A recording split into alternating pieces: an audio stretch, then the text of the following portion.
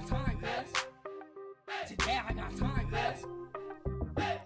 You lucky on that day I was acting cool, cuz. What? Nigga, what's up? How gangster are you, cuz? Hey. I don't fuck with you, cuz you disrespecting me. Whoop. I don't fuck with you, cuz you disrespecting me. I go hard, cuz. Hey, everybody. Happy Friday. It has been a long week. Oh, yeah, my nail broke. This is my real nails. These are my real nails. My real nail broke, so I got to go ahead and, I don't know, get this one painted. But, yeah, it's been a long week. Oh, my gosh. But thank you to everybody who came to the meeting the other day on Zoom. We had a really good meeting. Lots of tea was spilled. Thank y'all to the, for all the extra stuff, the extra tea that was being spilled on what's going on with this war and everything else. I appreciate y'all. I'm hanging in there. I've been in and out the hospital dealing with stuff, but I'm here. So I'm like, okay, I got to get back to work. There's a lot to talk about. It's a lot of stuff going on, especially with like this whole situation in hip hop. They ended up demonetizing my entire video last week. The one I did of Chili, my entire live stream. For whatever reason, they demonetized it. I don't know, child. But, that's how YouTube goes. You win some, you lose some. But we have a lot to get into. Let me just make sure I have everything set here.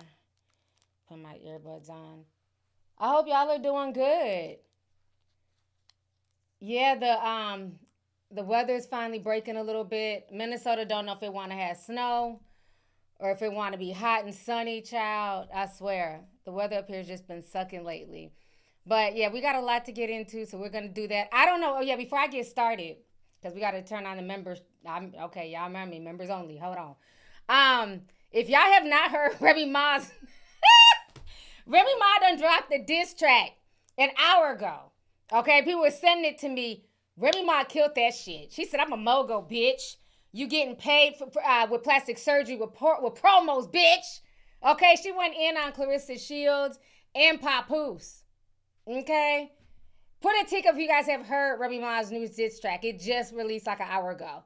I've had it on repeat while I was getting dressed. Did y'all see it? Did y'all hear it yet? She went in. Yeah, it just dropped. I said, I can't keep up. I said, ooh, hip-hop is messy. Oh, she went in. We're going to talk about the Gucci diss track. We're going to talk about all that. Okay? And you notice all these celebrities are all going on tour. Chris Brown just announced a duo tour with Usher. There's some type of boys tour from back in the day. They had Tamar and everybody come out. All these celebrities are going on tour all of a sudden. I'm telling y'all, the money is not moneying. We're going to get into that. But that Remy Ma diss track, if y'all have not heard it, she ate. Clock it. Okay. She ate. She went in. She said she's tired of the sneak dissing. She's tired of Papoose. She's tired of Clarissa. If that's your man, then let it be that. But keep my name out your damn mouth, bitch, okay? Because I'm a mogul. And she said Papoose ain't wrote shit for her. She said, if you help me, how come you can't help yourself? I said, damn. Objection. Remy said she wasn't playing. You're not going to say that you helped me with shit, bitch, and your career has gone nowhere. Okay? I couldn't name you one Papoose song in modern times. I'm just saying. Yeah, she went in. Yeah. She's not playing. So I'm here for all the smoke. She's been, doing her thing, trying to, mind her business, and they keep throwing shots at her. So, Remy Ma came back. This is the Remy I like. Okay? I'm here for it. So let's go ahead and turn this into a members only chat. What story y'all want to hit on first? Let's talk about the Offset situation. Let's talk about that first. Let me go ahead and change it to members only. Hold on real quick. All right, y'all. Members only. Hey, Janisa. I see everybody popping up in here. Okay, so now we have, if you want to, join in the conversation early, you can join the membership. Feel free to. If not, just sit back until they decide to, release the vows and let everybody in. But yeah, it's been a lot going on. The whole Offset situation, I wanted to get on that when it first dropped, but if you're in Discord, John, I've been going through a lot this week. I mean, just, oh God, appointment after appointment after appointment. So I couldn't get to the video. But I want to say this because I am working on a video I've been working on about gambling. because I remember I told you I wanted to eventually do some type of mini deep dive on like the whole gambling epidemic, being that I'm a boys mom, sports mom, and I've literally told all the guys in my family, you know, even my little guy friends, y'all don't make sports fun anymore. It's not fun to watch sports with y'all because everybody's so focused on their parlays and their DraftKings and their bets. Nobody is just watching the game anymore, you know? And that's why I had to go off not too long ago. I don't know if y'all remember a few streams ago, I had to, you know, check a few people because they was trying to throw shade at people like Moneybag Mo and others who out of the kindness of their own heart want to bless my stream. I don't ask nobody to. If they decide to bless me, that is their business. But for some reason, some of the guys and some of the girls too felt away. Like, oh, if that couldn't be me. Nobody asked you to. Just say you can't afford to and keep it pushing. Because my thing is, like I've always said on this channel, you've never one time heard me be like, oh, code Lovelyti for DraftKings, Prize Picks, Kalshi. I don't promote gambling. I don't even promote liquor on this channel. I won't even allow gambling ads or liquor on my channel. Those are big paying ads. Guess what? My channels opt out of that. If there happens to be a gambling ad, it's not because of me, because I'm opt out of all of that stuff. I don't promote stuff that I don't do. And so I just know the negative repercussions of gambling. I've never been into that, but I had somebody close to me who was addicted. Blow their money. You couldn't walk past. You know how people be putting the little ball under like them 3 shells or whatever. I forgot what the name is called. If he walks past that, he has to drop money. Then he'll lose it. Like it's like a sick habit. So I just don't believe in promoting that. And especially to the youth. They don't understand how that becomes like a lifelong addiction. And we're seeing it more and more now with men, especially young men. So Offset has had a gambling problem for a while. He has been mismanaging his funds for a while, okay? That man ain't had a hit in a long time. The only thing he has is his good name. We might as well call him Offset, what was her name? Rose Debut Decatur on the Titanic. Remember her and the mama? All they had was the good name. They had nothing behind it but a bunch of bad debt. That is Offset. Okay, the only thing that kept Offset afloat these past few years was Cardi B. Cardi B is the one who helped get him out of his contract with QC. She paid, I think, with like $10 million to help get him out the contract.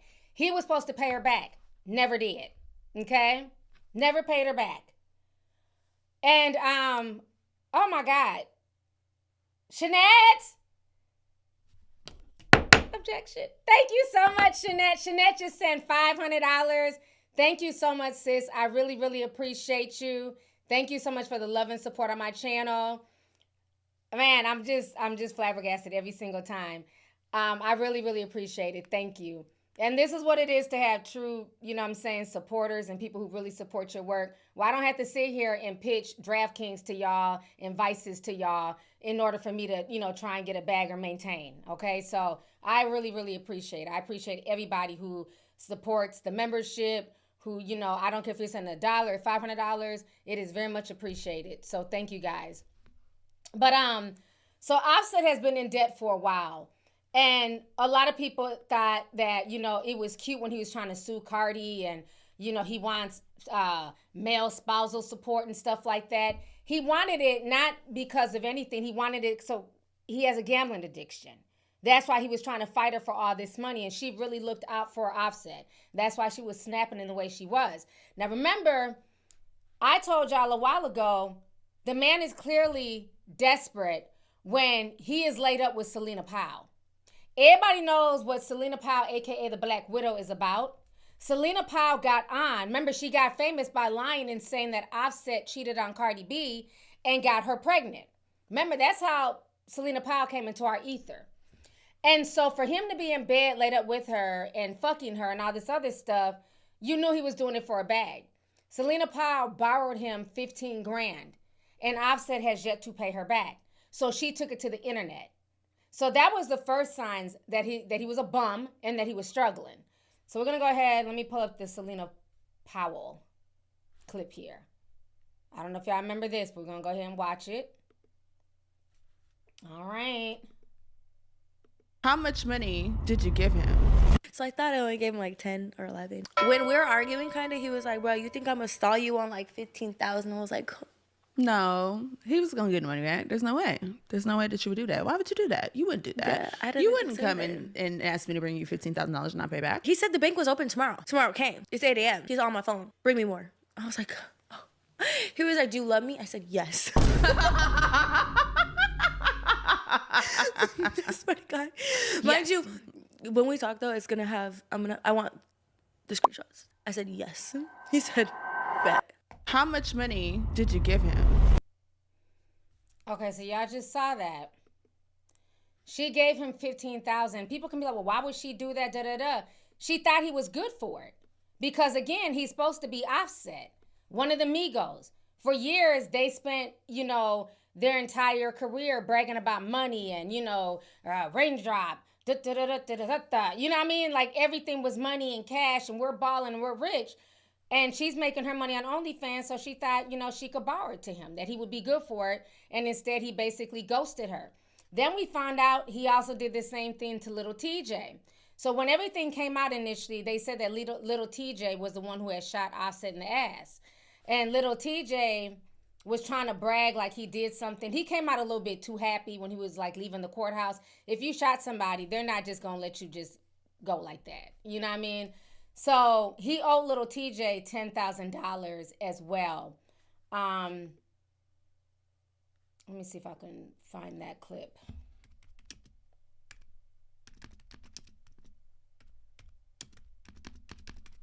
Because he talked about this, about how Offset owed him money.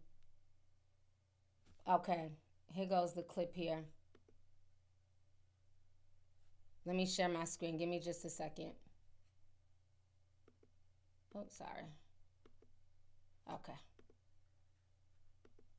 Why this Offset? Offset broke. Oh yeah, I'm gonna tell y'all the stream too. That broke. That pop. I'll tell y'all a true story. I ain't got nothing to do with that shit. Casino. He was pop. He was panicking. He was asking random people for cash apps. He was broke. I don't know what happened. Nobody was answering his phone call. He popped, trying to run up, chasing. Must got a gambling addiction.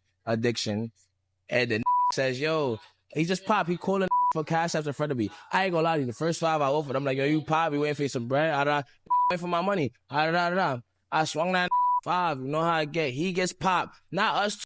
Okay, can I ask, why does this boy, when this boy talks, he's always like, da-da-da-da, just talk. I cannot stand to like watch interviews with him because he's always like, da-da-da-da. What the fuck is that? Kind of Gen Z speech is that? Just spit it out, sir.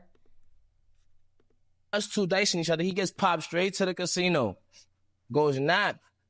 He get another loan for somebody else for like 2 bands. I don't even take my loan. I'm like, that's Offset. I'm good on my money. I'm worried about this. I got mad, bro. I definitely run off for 5 bands. He pops for the next band. He get 2 bands. He get a band from a random lady. I swear to God, I don't know who the she was. He's like, yo, thanks, ma. He pops that. Throw the another 5. So I see like 13 bands in loans. I don't know who got paid back that day. You feel me? Bro, where's my mother? That shit ducked me for so long, boy. And mind you, I'm 23, and this is Raindrop, Drop Top, Cardi B husband. And I'm only talking crazy because he was talking crazy. Like, why? He was talking crazy me over my bread. I still go hard. And I beat him up on his birthday, but I'm not even, you feel me? Gangsta, I was too, you know what it is? I'm that good type of like, I'm gonna give you a little bit of me. I was 230, or like, it was like I couldn't even do that time, fo. And Cardi B walked in the spot, I was like, yo, I couldn't even dress it because my so aggressive sometimes that if he say something crazy, you don't even know he gonna get, like, you know something you just know, it's over, like, feel me? Like, why this Offset?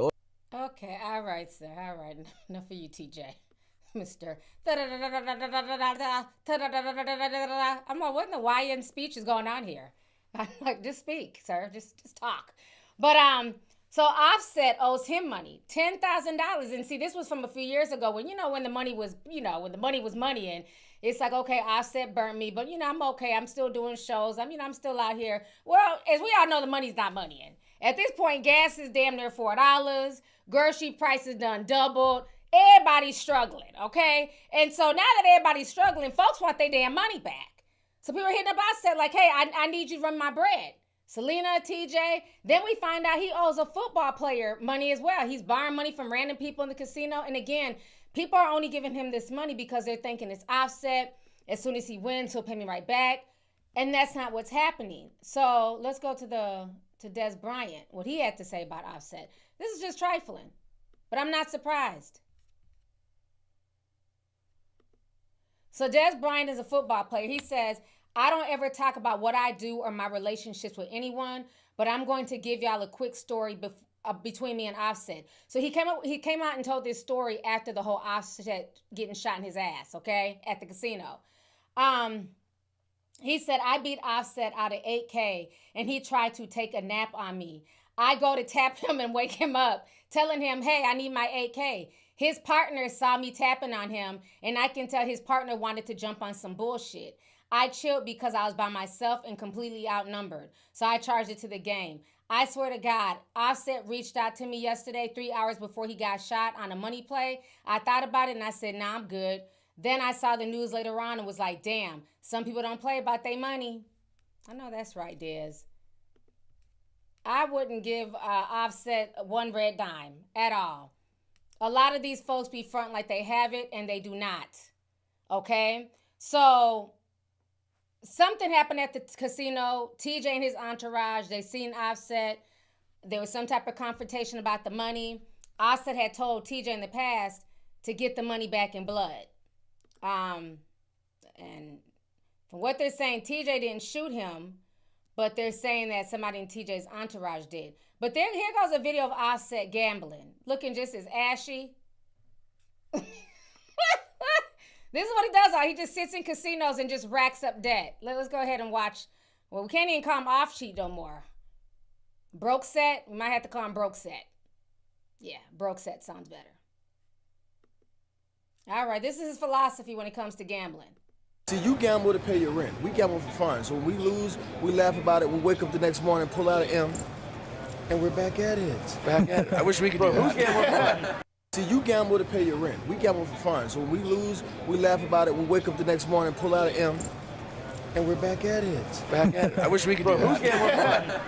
And that's that bullshit that I just hate that these celebrities perpetuate. Because this man don't have it like that. I don't know if that's Cardi B's $1 million in the bag or a mixture of Selena and TJ's and Des Bryant's money. I don't know. But it's clearly not his money. And my thing is, I don't give a damn who you are. You know, I don't live in no soup kitchen, but I know if I lose a meal, I'm going to be feeling, I'm going to be sick to my damn stomach. I mean, we laugh, we lose, and we laugh, and then, you know, we just go bet $1 million next day. Shut up. No, you don't. Because if it was that easy, you would not be out here borrowing money from people. If it was nothing to lose $1 million, then why would you be fucking Selena for money? Why would you be caught up with Selena if it was nothing to lose $1 million? If it was nothing to lose $1 million, why would you be ghosting a 23-year-old that you asked to borrow money from him? Why would you ghost Des Bryant? Why would you play sleep when you owe Des Bryant $8K? Get your ass up and get my money. If $1 million is not nothing, why don't you wake your ass up and give Des Bryant the money that he won fair and square? Get tired of these damn celebrities capping. Off debt. Off broke off. Shit.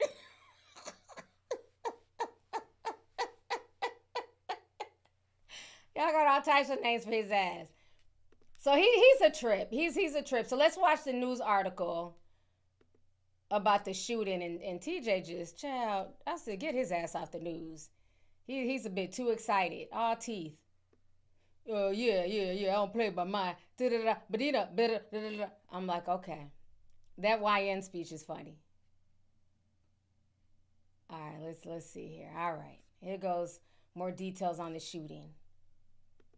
We're hearing from rapper Offset for the first time since he was shot at Hard Rock Casino.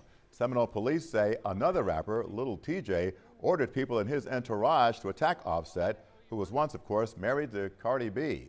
CBS News Miami's Chelsea Jones is your reporter live in Hollywood. She is at Memorial Regional Hospital where Offset is still being treated tonight. Chelsea. Yeah, Jim, we have been here for several hours, and we have actually seen several of his associates outside of the emergency room behind me. Right now, at this hour, things are quiet here, but like you said, at this point, we believe that he is still here being treated for his injuries. Kiari Cephas, best known as rapper Offset, seen for the first time in these photos smoking outside of Memorial Regional Hospital. He's also speaking for the first time on social media since being... I'm not laughing. That's a horrible picture. Look like he just gave birth. Just stressed and smoking. That's a horrible shot. Let's continue. Shot Monday at the Seminole Hard Rock Hotel and Casino. The Atlanta rapper commented, "You ain't bust nothing," in response to this. Offset. He would never play with me like that in his life. That's Tion Merritt, also known as rapper Lil TJ. Seminole police accuse him of ordering his entourage to attack Offset at the valet of the casino. They charged him with disorderly conduct. He was released Tuesday afternoon. The last thing I seen was Offset looking at me like this. Yo, that nigga shot me. That shot me. La la la. A rat, a cat, weirdos. In this video, you can see a man lying on the ground with an officer on top of him, while police struggled to restrain another. TMZ snapped these pictures showing Offset on a stretcher, wounded. Paramedics took him to the hospital with non-life-threatening wounds. At this time, no one has been charged with pulling the trigger. Police say they are still looking. Tuesday morning on social media, Lil TJ's lawyer posted a statement addressing what she calls false rumors that Lil TJ was involved in a shooting. The question that remains is why all this happened in the first place. CBS News Miami asked Lil TJ as he left jail. Does somebody owe you money? Ask Offset. He owe you money? Ask Offset. Do you have issues with Offset? Hell no. Offset was married to popular rapper Cardi B. The two share 3 children. Offset's shooting comes just shy of 2 years since his brother and fellow Migo Takeoff was shot and killed in Houston. And while Lil TJ was charged with disorderly conduct, Seminole police say the shooter has still not been caught. Live from outside of Memorial Regional Hospital, I'm Chelsea Joe. Okay, let me come back on the screen, child. These rappers. Lil TJ want attention so bad. Why is you getting fresh out of jail? Why is your shirt off? Why are your pants so low, sir? Hope you're okay. You know, and he just wants to he wants so much, la la la la, you shoot Offset, la la la la la la. Why does Lil TJ talk? I said, what kind of young YN babble is this? You shoot Offset, sir, la la la la, ask him. The whole situation is ratchet, okay? But I am glad that Offset did survive, okay? I don't wish anything bad on him as far as that, but Offset needs to learn his lesson.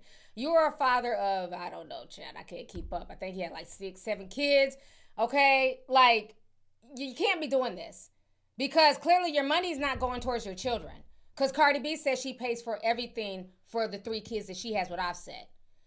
Daycare, school expenses, medical, babysitters, private chefs, security. Offset doesn't pay anything. But yet and still he has M's supposedly to sit and gamble. So this whole situation is just a hot ass mess. Offset needs to sit his ass down somewhere. So now let me also bring up this person. And this is how he kind of ties into everything. So the other day, how long I've been live? Let me see. We got to let the members in yet? It's almost been 30 minutes. Let me know if y'all ready for the rest of the YouTubers to come in. So the other day, old man Ebro from Hot 97, he said, you know, he's finding out that it's a struggle for him to book guests on his struggle YouTube page, okay? He doesn't have the Hot 97 behind him anymore.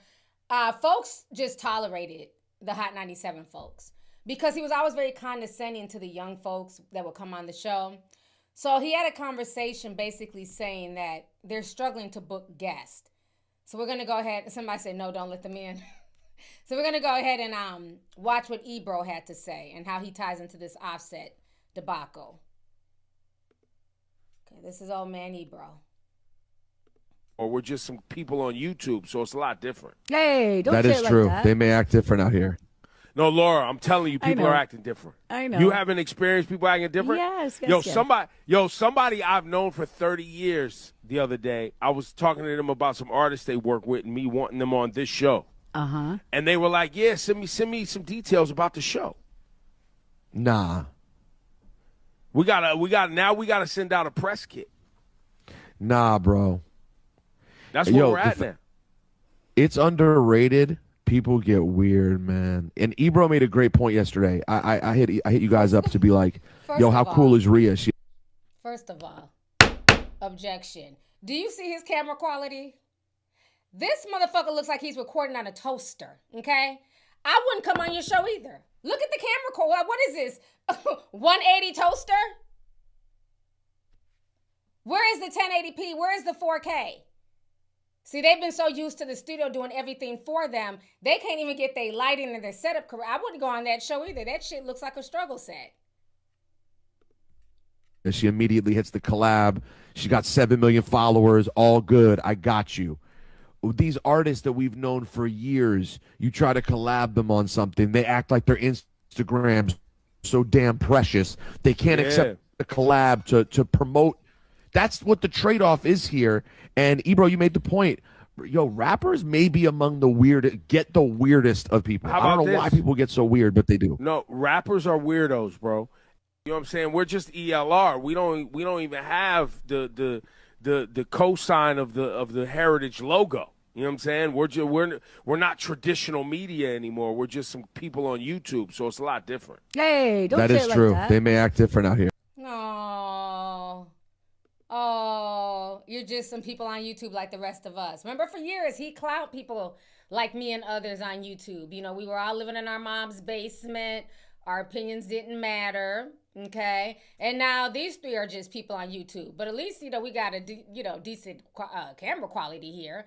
I do everything myself, from sourcing the information and the clips and the lighting and, you know, everything. I don't have nobody on set. I don't have extra help. There's somebody in my ear telling me when I make a mistake or, you know, I figure everything out right here.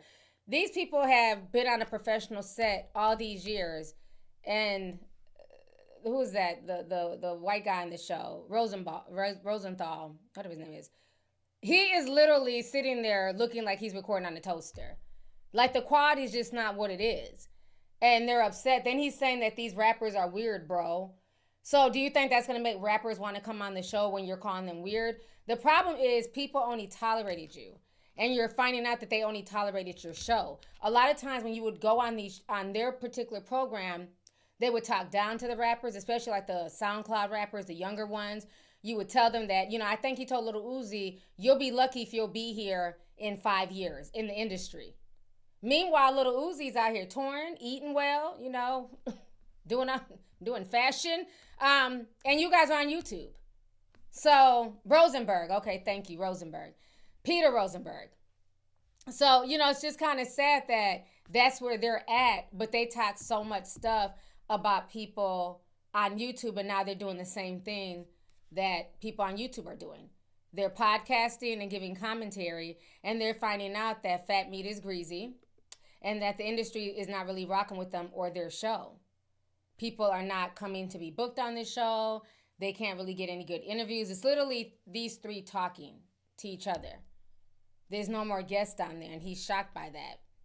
And I don't feel bad for him, because at the end of the day, he tried to make it seem like, oh, it was because he was going in on Trump and he was getting political. No, the views were down. People weren't checking. People are not checking for traditional media like that, because on YouTube, you're a bit more free to have your opinion and to not be biased on certain things.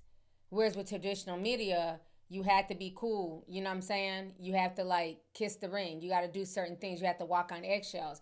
And so they just haven't been having the ratings that they wanted. So the reason why I bring him up is that I find it very interesting. This was on, what day was this when this came out? This was a week ago when he came out crying about how they don't get views. So then when Offdet got shot in the ass, all of a sudden old man Ebro wanted to tell a story about how Offset owed him $5,000.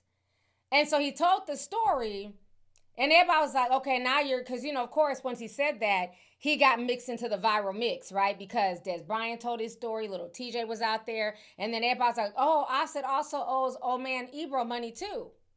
So I guess, I don't know if Offset people got to him and said something, but all of a sudden, yesterday, now he's backtracking and apologizing. Well, which one is it? Does Offset owe you money or no? Let us know the truth. So this was just, he just said this other day. Ebro apologizes for accusing Offset of owing $5K after the shooting. And I believe he's only apologizing now and saying it was a mistake because people clocked his tea. So we're going to go ahead and watch this. See, he was trying to go viral, but he went viral for the wrong reason. I want to apologize to Offset, though, because when we were talking yesterday about this story and you asked me if he owed me money, I didn't know there was going to be this day-long pile-on. Like, I don't know and didn't realize that all people were going to start claiming that Offset owes them money. Me and Offset made a goofy bet at the Super Bowl. And it only came up because the story was about gambling. And when we started talking about debts and gambling, I remembered. Because I tweeted about it at the time. It was silly. And it was silly. I remember that you had a bet with him. I didn't know that it was going to go that way. Right. And then when I heard the story yesterday, it didn't seem that egregious. And now when I'm hearing the details and the details started coming out yesterday, I didn't realize Lil TJ and Offset really had a problem. I thought this was just cats. Yeah. They got into it with some other cat. I didn't know what was going on. So I want to apologize to Offset because that's my guy. Did you reach out to him? Yeah, I reached out to him yesterday, and we was laughing in the text. But I still felt terrible seeing my name. Ebro says Offset owes him $5,000. Yeah, Objection. Boo. Boo these people. Y'all need to just retire at this point. Now, you notice, once they got the feedback and everybody clowning them, recording on the toaster, notice now they're all in the same room. They all got better quality microphones and a better and a better camera. Now they're all in the same room. They got a backdrop and everything now. Before they were in the kitchen. Ain't nobody trying to come on our show. Everybody told them why, so now they're like, well, I guess we got to be in the same room, have some type of backdrop. So now it's Ebro, Laura, and Rosenberg's show. Why did you even tell this story then if you're going to walk it back? I just think that's so silly. Why would you tell this story and not be like, oh, but then I called Offset and me and him laughed about it because I didn't want it to be a pylon. What pylon? If Offset is wrong, Offset is wrong. If he owes TJ money, he owes Des Bryant money, then it is what it is. No, you threw your name in the mix to go viral. You knew what you were doing. You threw your name in the mix. You knew how the blogs would pick it up. And then when it got back to Offset, you felt away. And you tried to clean it up because you're hoping to get an Offset interview. I bet you that's what it was. He wants to get an interview from Offset. So now he's trying to walk it back and apologize. He knows damn well Offset treated him the same way he treated Des Bryant. He betted Ebro $5,000. Ebro won, and Offset nodded off and fell asleep. He went to bed on his ass, okay? So quit trying to lie and say that that's not what happened and walk it back. I can't stand that. Okay, it's been 35 minutes. Let's go ahead and bring in the regular subscribers here. Come on in, y'all. Give me a second here.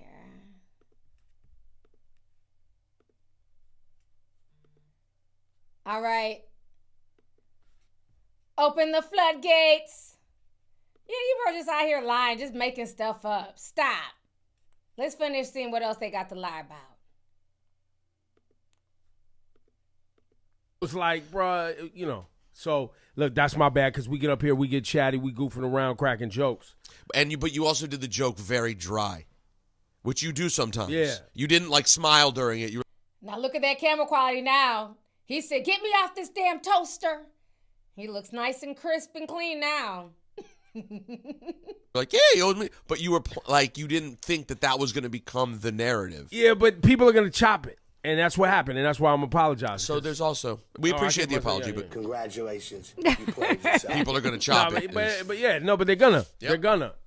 And look, that's a gift and a curse on this show right now, right? Because we kind of got motion, and people are going to chop things on this show and take it, run it up, and get the algorithm popping and clickbait it. But that's, that's the internet thing. Yep. And we're in it. Yeah. All right, in other news, So sorry, my brother. You know I love you, man. Offset's my guy. He's a great guy. and hope he's recovering and hope he'll be yes, for sure. just fine. Absolutely. Shouts to Offset, man. So Okay, all right. Shout out to Off Dead. All right, great. Come back on the camera. They're all full of shit. He knew what he was doing. Like I said, he was trying to get in the algorithm. He was trying to go viral. He knew it. He could have kept that story to himself. If it had no meat, then why even tell it? He knew what he was doing by telling the story. He only wants to walk it back in hopes of getting an interview because everybody else is not trying to come on that show talking about, we're in the internet now. We're in the algorithm. People just, ain't nobody watching your show like that. That's why you guys have now all came into a room together. They thought they could be like Fox Soul, and one person could be over here at their house and this person could be at their house. They realized, well, let's all just come in the same room so it looks a little bit more professional. So, yeah. The whole situation is a mess. So welcome, everyone. All right, let me go ahead and read some of these super chats here. Shout out to all the new members. Miss A 1350 sent $10, says happy Friday T. It's always good to see you. Thank you so much. Happy Friday to you too, sis. Let's see here. Antiguan Diva says yes, members only time. I know y'all love it when it just be the members in here. Miss A sent 5, says all these events remind me of a Boondocks episode. It really does. Especially with TJ talking about la la la la. Oh my gosh, he's funny. First name, last name, 4427 sent 5, says Remy proved he was lying about him ghostwriting for her. Her pen is still fire. Exactly. I love it. Her pen is beautiful. Man, she went in. Let's see here. Sailor Mars sent $9.99, says there was a rapper named Mickey Fax that also claimed that he ghost wrote for Remy, but he admitted that he lied recently. Oh, wow. I didn't know about that. Marine says, hey, T. Hey, Marine. Hey, girl. Looks like Pink Dot gifted somebody a membership, so thank you so much for that, Pink Dot. Appreciate you.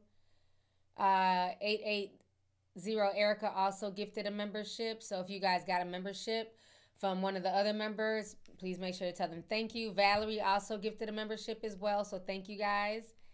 Ashley Renee says, hey, T, haven't caught alive in forever. Playback gang, you look beautiful. Thank you for always keeping us entertained and informed. I'm Uncle Ruckus in Discord. You are so welcome. Thank you so much for the super chat.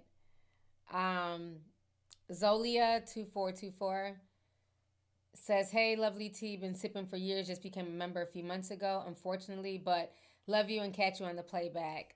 Thank you so much for the support. I appreciate you. Miss Aaliyah Johnson sent $5, says, as an addiction counselor, gambling addiction is the addiction to treat. It's real. Wow. And I'm sure like you're seeing like an uptick as a addiction counselor in gambling, and especially young men being addicted to gambling.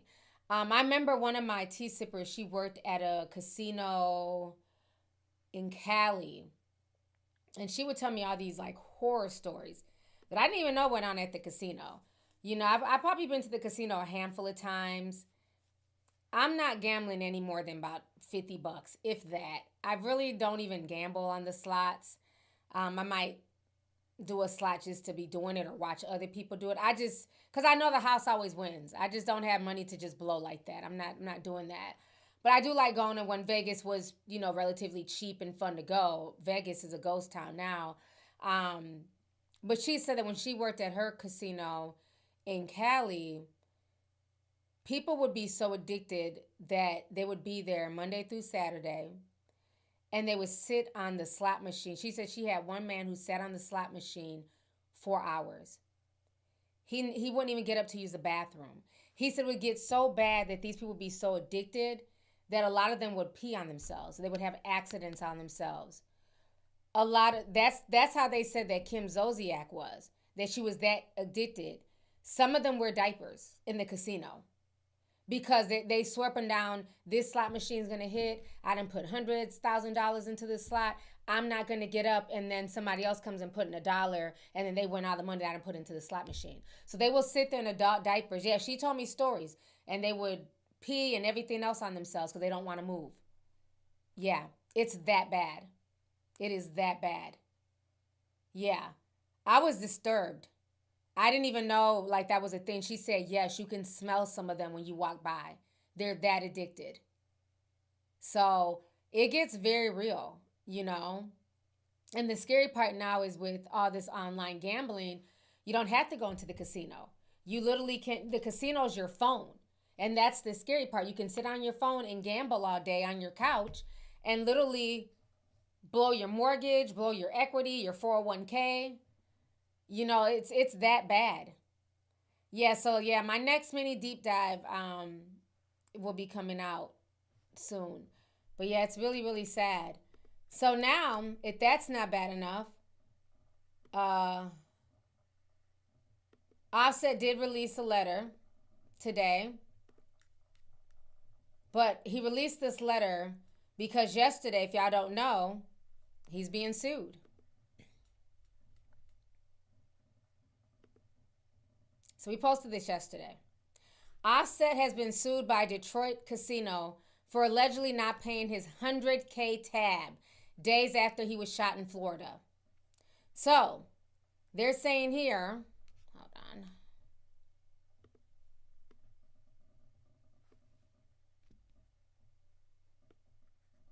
According to TMZ, documents obtained on Wednesday, October 8th, the rapper is being sued by Motor City Casino Hotel for breach of contract, fraud, and more. The casino claims that Offset opened a $100K line of credit, which he established in March of 2024. The lawsuit further states that the casino was unable to reach Offset for payment, so they attempted to withdraw the money directly from his account, and the agreement allegedly made when he opened up the line of credit. However, the casino claims that the account was insufficient funds. There was no money in the account to cover the debt. This man is a menace, okay? This man is a menace. So remember, just a few months ago, this was him bragging and going in on regular folk. See, you gamble. But now he's being sued. And they're saying that he don't even have the money. He opened up a $100K line of credit. But remember, he says, we gamble M's and we wake up the next day and just do it all over again. See how these rappers front? To pay your rent. We gamble for fun. So when we lose, we laugh about it. We wake up the next morning, pull out an M, and we're back at it. Back at it. I wish we could do that. Who's gambling fun? Well, sir, I really hope that, you know, you're laughing now that they've hit you with this lawsuit. I hope you're all giggles. Because they're serious. You owe them $100K. This is insane. So now he's decided to post a letter. And he says this. Grab your tiny violins. I thank you to everyone who's checked in on me and showed me love. I'm good, but I'm planning to be better. I'm focused on my family, my recovery, and getting back to music. Realizing life is made of quiet wins and loud losses. Life's a gamble, and I'm still playing to win. Said. Okay, sir. All I got from that is basically you'll see me at the next casino. It's just sad. It's sad how much this man has scammed people. He scammed regular folks, celebrities, Cardi B, the casino. I mean, this is insane. He has a gambling problem. He really does. Let me see here. AA Virgo sent $2, says, broke off is about to be a yacht boy next. Not a yacht boy. Nicole Daniels said $5. She says, please. She says, T, please let us out. Y'all are funny. Thank you for the super chat. Yeah, Offset gonna be tricking off in Dubai next, honey. Raisin Sun TV says, my best friend and nephew got killed over a dice game. I don't think I'll ever have the nerve to gamble again. Shaking my head. Yeah, it gets real. You know, that's why we saw that all the time in the hood when dice became popular when we were growing up. People get stomped out, shot, all types of stuff behind dice games. You're playing a dice game. If you're putting money down, you better have folks' money. People didn't play all that shit. You say you're gonna bet $100, and if I win that 100 and you don't have my money, I'm beating your ass. We saw that happen all the time. You know, don't gamble what you don't have. But that's sad. I'm sorry to hear that about your nephew. It's insane. De La Troll says, my dad wouldn't gamble. Oh, she said, my dad would gamble 2 times a day and just win half of what he lost every 18 months. Gambling is a horrible addiction. It really is. It's really sad. And I just hate the fact that it's been so normalized. I mean, especially with not just the sports betting, but like with the Kelshi. And I found that about Kelshi from you guys on Discord. You know, if you can bet anything, you know, predictive market betting. You know, you can bet if Donald Trump is going to wear a blue tie versus a red tie. If, you know, if Israel's going to drop a bomb on, you know, this part of Lebanon. You can literally bet on anything now. And it's insane how crazy it's gotten. So hopefully, you know, Offset will heal soon. But I don't feel bad for him for getting into that situation. Especially with the fact that he owes people money. And everybody's not going to play about their money. Especially right now with times being tough. So how long I've been on here? Okay, it's almost 8. I'm only going to be on here probably like an hour and a half.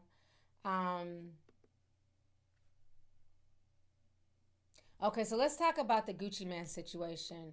We got to talk about this. Because I'm not feeling this at all. So if you guys do not know, talking about diss tracks. Okay, first the paperwork came out. So let's talk about the paperwork.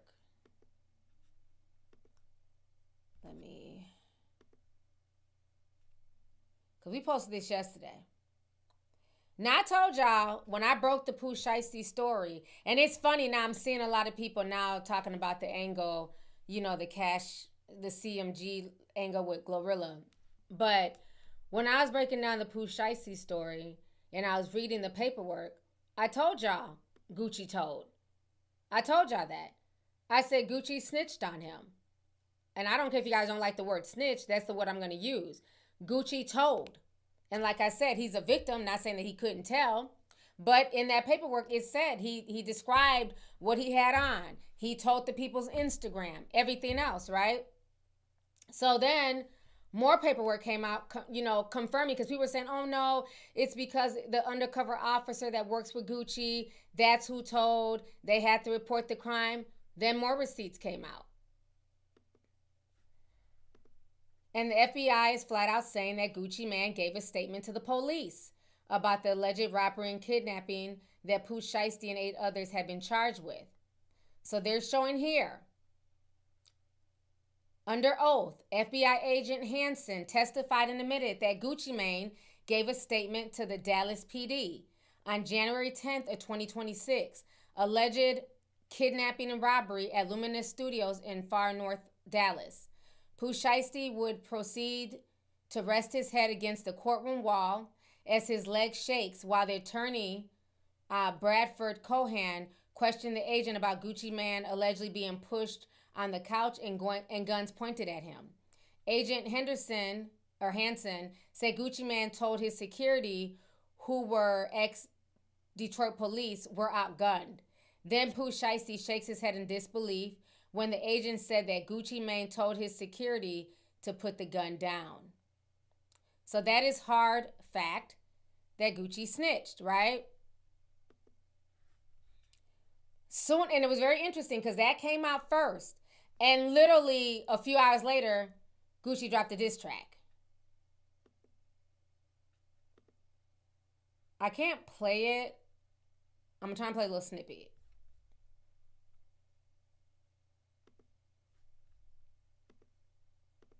Crash diamond. And after all that, boy, you still signed to me? Wow. I'm like... Okay, that's all I can play. You a crack dummy, and after all that, boy, you still signed to me. He basically told all the tea. He told all the tea. Okay? So a lot of people, it's a lot of debate. This is the meme. Somebody posted this in Discord. I was cracking up. But this meme is not going around of Gucci. Okay? Say Gucci out here telling. Like that black man. That meme of that black man that was on the phone a few years ago, getting ready to call the police. So a lot of people are divided about this. Okay? And I'm going to say this.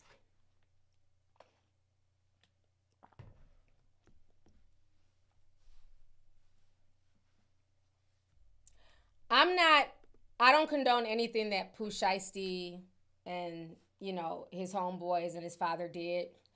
There's never a reason to put a gun to somebody's head, rather them at gunpoint. To do what they did was foul. But I don't like how all of a sudden the goalpost has been moved because it's Gucci. Okay? I know Lil Boosie said something. He didn't agree with it. I think Meek Mill shook his head. So a few rappers are kind of holding Gucci accountable. But not only did Gucci tell, then he also made a diss track telling as well. And you got all these folks saying, well, Gucci should have snitched, right? Who cares if he makes a diss track? Gucci's a grown man now. Gucci's almost 50. He's a husband and a father. My issue is this, right? A lot of y'all are comparing y'all's regular lives to Gucci. Okay? I've said this time and time again on my channel.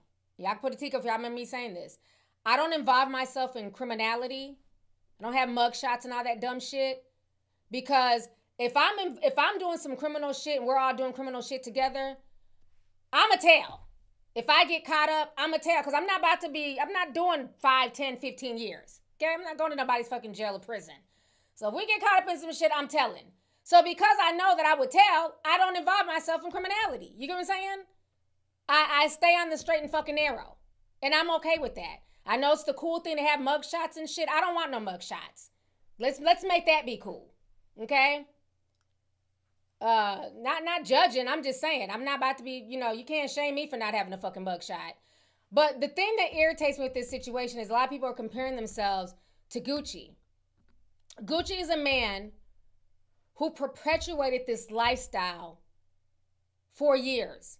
4 years, this grown man, okay, perpetuated the no snitching culture, perpetuated the fact that he had killed somebody, did all this prison time. And guess who looked up to Gucci?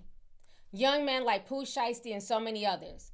Looked up to him. They lived by that street code, okay?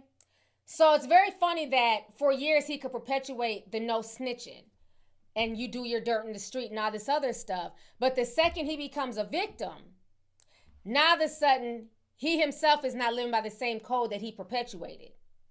And what I don't like is that all of a sudden the internet has moved the goalposts for Gucci. But let's have a real conversation, okay? Because my issue is this. Gucci has helped to create the environment where all these young men turned into wolves. Okay? He helped to create this environment. He put these young people in a situation. Let's keep it real about this whole 1017 label, because I didn't get to really go in deep on the first video. Let's stop calling this shit a label. This is nothing more than a Ponzi scheme. This is a MLM. Name me one person from that label who's really made money, successful or not, on, commercially, who's made money, who's been able to eat how Gucci has eaten. He's another Diddy. And the thing that's so frustrating to me watching all this play out is that we have seen Gucci, Diddy, and so many of these guys get into positions, right? They were abused by the industry. They were taken advantage of. They were given bad contracts. And then instead of them saying, you know what, I learned from that. I don't want that. I don't want that to happen to somebody else. They then turn around and be the same perpetuators of the bullshit they ran to escape from. Make it make sense. Look how many black people Diddy screwed over with horrible contracts. Even when Mace tried to buy himself out of the contract, he said he went to Diddy and said, I can give you like $3 million or something like that. Diddy told him, the Jewish man is willing to give me $50 million for your recordings, for your publishing. But this is the same man preaching black excellence. Remember when we all sat there and we watched the movie back in the day, the New Edition movie? Who remembers that? In the New Edition movie, we watched how they went and had this horrible contract, how they were mismanaged, they were broke, and then what happened at the end of the movie? Who remembers? They end up signing Boys to Men and giving them the same horrible fucking contract, and then what they say, well, this is just how it is in the industry. Why do we do that?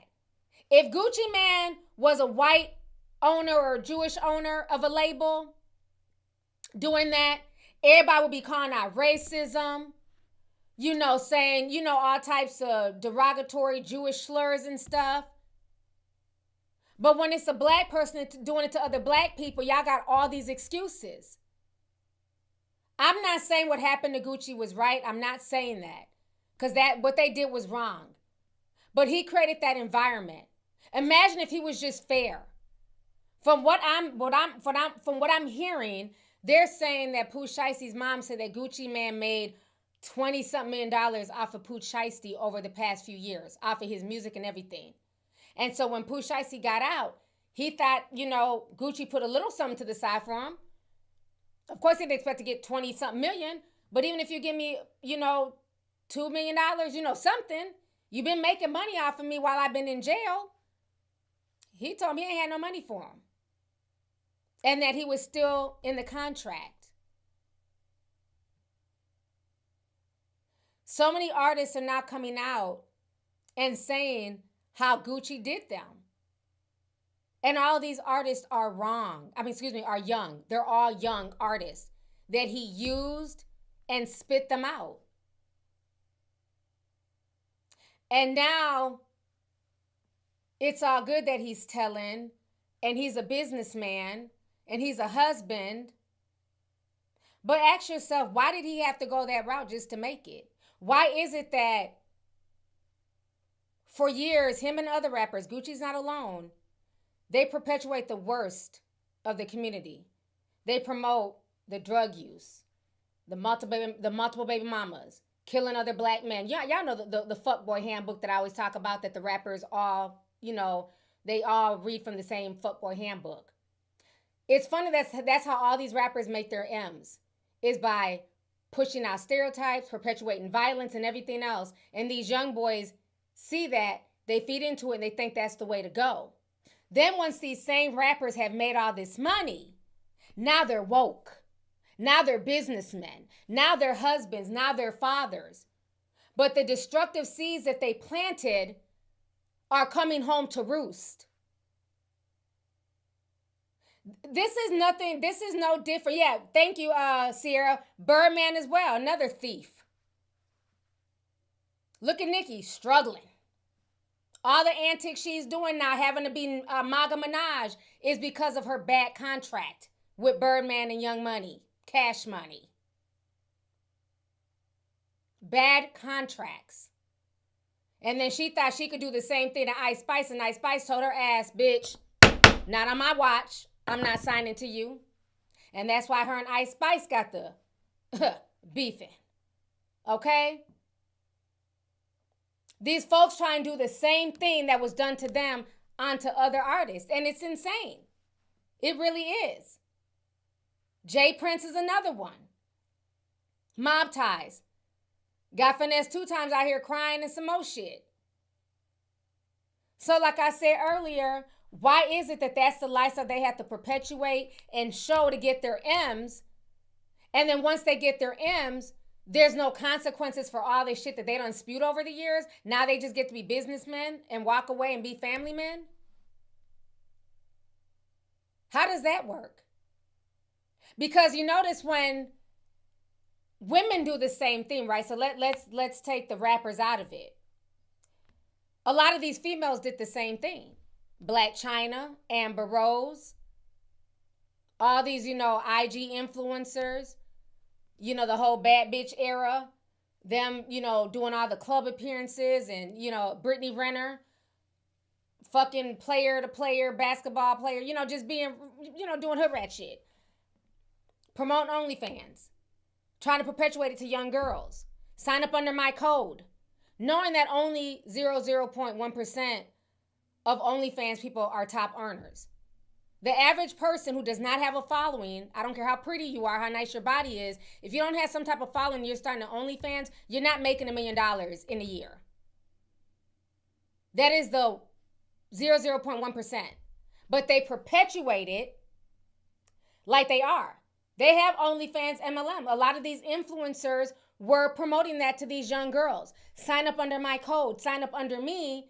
And then because you're under me, that will bring you fans and that will bring you, looks and everything else. But no, all that did was put money in their pocket because they're at the top of the pyramid. And these young girls down here are exploited. Now we done seen everything that God gave you. You're not making no money on OnlyFans and now you want to go back to working a 9-to-5. But then your coworkers get to Googling you and they find your coochie on OnlyFans. And the job is saying, well, we don't want that type of smoke. You're fired. There's tons of stories like this on TikTok. So again, when the females do this and they try to rebrand, they definitely get demonized. We saw Brittany Renner go from, being ran through, bragging about it. Then she was a red pillar. Then she went from red pilling everybody to being a Muslim. We saw Black China do all her whole shit. Then she turned around and, became a reborn Christian. We saw Amber Rose do all her whole shit. She aged out, got old, and now all of a sudden she's MAGA. These are all just rebrands. All Gucci did was just rebrand himself. And I just find it very interesting that now the goalpost has moved.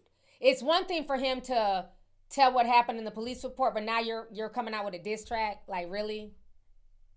You're coming out with a diss track, basically telling everything that happened. So now you're putting snitching on wax. But this is the same culture that you helped to perpetuate. And you know how many young men went to prison and took charges because they didn't want to be seen as a snitch? That's why I tell you all the time, y'all need to stop following these entertainers. They are here to simply entertain. They are playing a character. That is not how real people move. When you are victimized, most people who are victims go to the police and they file a report. But they want you to believe that they would never tell. That's a lie. And I said that in my first video when I was breaking it down. When people were like, no, he would never, that's Gucci, he would never tell. He told. I didn't need the FBI to come out. I could tell by reading the report, Gucci told. And my thing is, why everybody keeps screaming, he's a father and, he's married and everything. Wouldn't that be the more reason to treat young people right? Because you are a father, because you are married, because you know how the dirty industry is? Wouldn't that be a reason why you would treat young people better? So let's go ahead and watch what some of these people from 1017 have been saying about Gucci.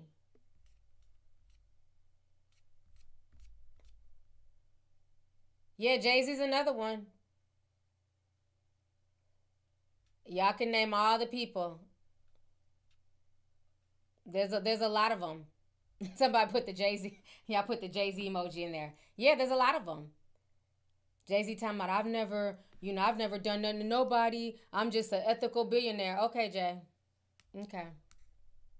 Meanwhile, nobody has really eaten off of Rock Nation outside of you. Beans, Memphis Bleak. Jay-Z's been the most successful. And I need young people to understand, stop signing under people who are artists. It's an ego thing. I remember there was a lady in I'm not even going to say the city, but she was running like a little modeling thing. And, she'd been in the industry for a while. And so, you know, she would have these modeling competitions and, you know, she's trying to scout new models. And it seemed like a good thing initially where, okay, this is somebody who's in the industry. She wants to help out, this and that. Then we find out not only is she still booking jobs with this agency, she has her child signed to the agency, but then you're sitting here signing other people's children underneath you. And so when I clocked it, I'm like, she's running a pyramid scheme. You can't, if you're in something, you can't then say that you're going to manage somebody else because I'm your competition. How are you going to manage me as a model manager, bitch, and you're modeling too? If we get a job and they're saying that they're looking for a woman that looks this way between the height, you know, this size, and me and you are the same size and build, I have to trust that you're going to submit me for the job when me and you look just alike. When they're saying that they're looking for children who are this height, skin tone, complexion, whatever, and your child matches that, you want me to believe that you're going to submit my child before your child? People run this game all the time. You cannot sign to people who still want to be famous, who still want to be in that industry. Never sign to another rapper because it's an ego thing. They're never going to let their signee be bigger than them. It's an ego thing. That's what, what's his name? Young Dro said about T.I. Because Young Dro at one point was signed to T.I. And he said that that's what kind of made them fall off is he felt like T.I. felt away because he was, you know, his raps were a little bit better. And, you know, T.I. didn't want to see him outshining him. Can't outshine the master. 36 laws of power. Or 58 laws, sorry, of power. So, yeah. Yep, Arab and Soulja Boy. I remember that back in the day. Yeah, you can't. And I think that's the biggest problem is that these rappers have turned this whole signing, this label thing. It's just another, you know, pyramid scheme. It's a pyramid scheme of hopes and dreams. It really is. And I think that's what needs to be called. I think to me, the whole snitching thing, yeah, that's one thing. But I think we need to have a deeper conversation on why these artists get into a position, get comfortable, and then they want to perpetuate the same bullshit. Just like with Drake. Remember, Drake tried to do that to The Weeknd. That's why The Weeknd didn't sign with him, and Drake was pissed. And The Weeknd is doing good. You cannot sign to somebody who still wants fame. Yes, Kanye with good music. Kanye's a narcissist. You think he's really going to push Pusha T? And Pusha T is a lyricist out this world. Tiana Taylor, he did nothing with Tiana Taylor. It's like these people just sign you to like, 48 lives. I knew it was one. I knew it ended with an 8. I'm like either 38 or 58. 48 lives. Thank you. Appreciate you, Zoforio. I feel like a lot of these people will sign folks to dim their light. If you're not going to do nothing with these people, why are you signing them? It's almost like they see a light in them. It's like, oh no, I can't, let them be higher than me. Chloe and Haley. Weren't they signed to Beyonce? They're never going to be bigger than the queen. Yeah, that's why exactly, JTV. That's why Young Dolph didn't want to sign a Yo Gotti. It doesn't make sense.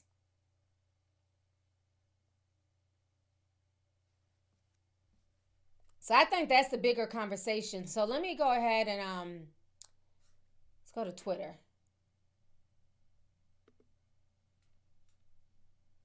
So hold on. We're gonna watch some of these artists talk about Gucci and how he did them. Because it's not just Pooh Shiesty. There was artists calling Gucci out 9 years ago. You can't name me nobody from 1017 who has been successful, who's been able to eat.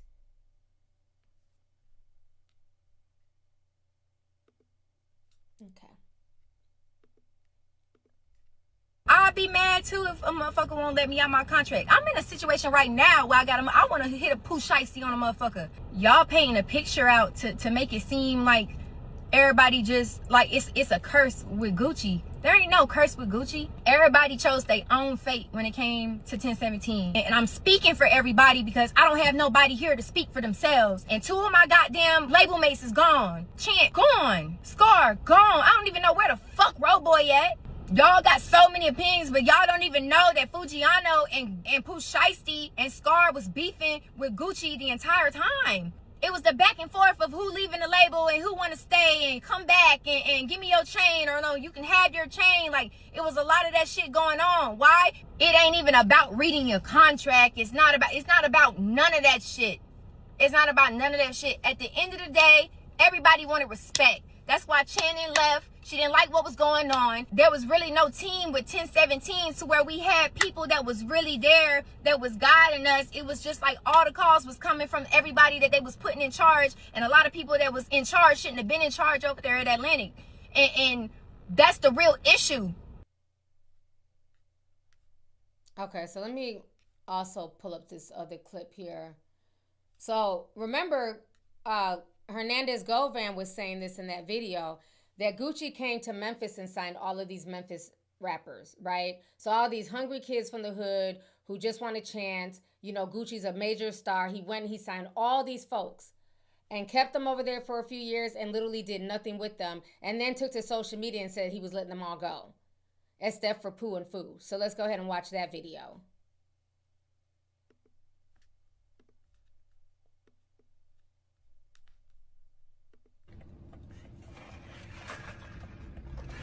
Hey, what's up, y'all? Listen, I wanted to make this announcement on 1017 yesterday, but I just seen like my statement, my P&L with all my artists. You know, it's almost like a whole bunch of shake-up and it's a whole shit show in the industry right now. But when I look at my P&L and me being a businessman, I think that I'm gonna have to release almost all my artists except for Pooh Shiesty and Fujiano. This is a decision I didn't want to make. I thought about it, you know what I'm saying? I could keep all of them under the contract. But I said, hey, fuck it. Let's just make the unselfish decision and, let them take their talents elsewhere. So today, you know what I'm saying, I already reached out to all of my artists, you know what I'm saying, to their lawyers and whatever, and let them know that they're free to take their talents elsewhere. And I'm still looking for new talent to pair up with, you know what I'm saying, Pooh and Foo, and that's where I'm going to put my focus, and I just wish them the best, and I just want to let everybody. Imagine looking for new blood. Okay, this is what vampires do. This industry is very vampiric. They're energy vampires. Imagine you done sucked all these kids' energy, their spirit, sucked them dry, probably took their lyrics, all, just everything you took from these kids, you're spitting them out. Then you got the nerve to say that you're looking for new talent. You didn't do nothing with this last group of talent. So let's go ahead and watch some more videos here.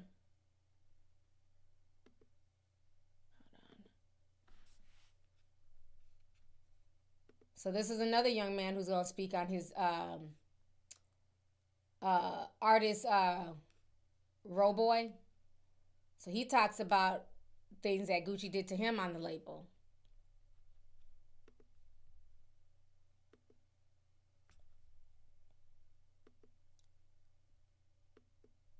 Let me tell y'all some shit that happened before, right? So we at the studio, we in the A.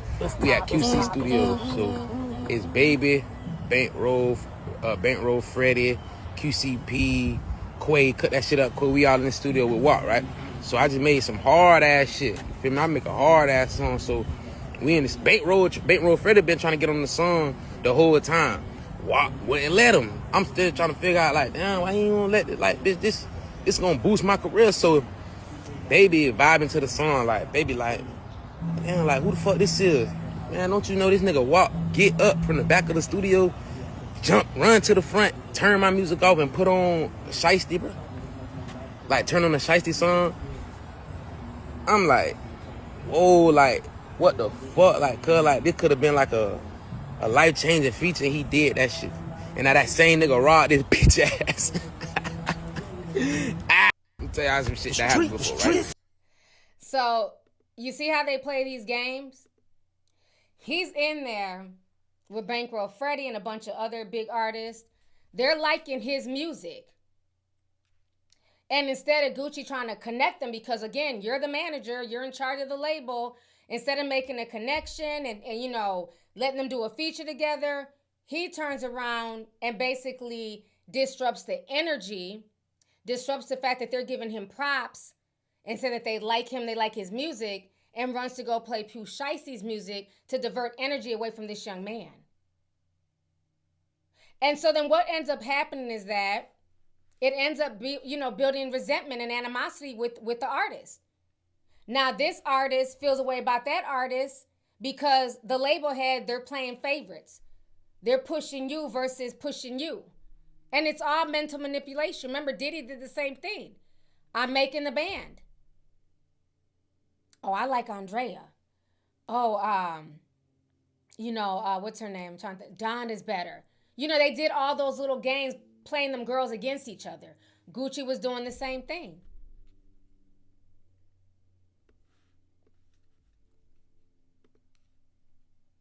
Let's see here. So it looks like here's a fan who says she's disappointed.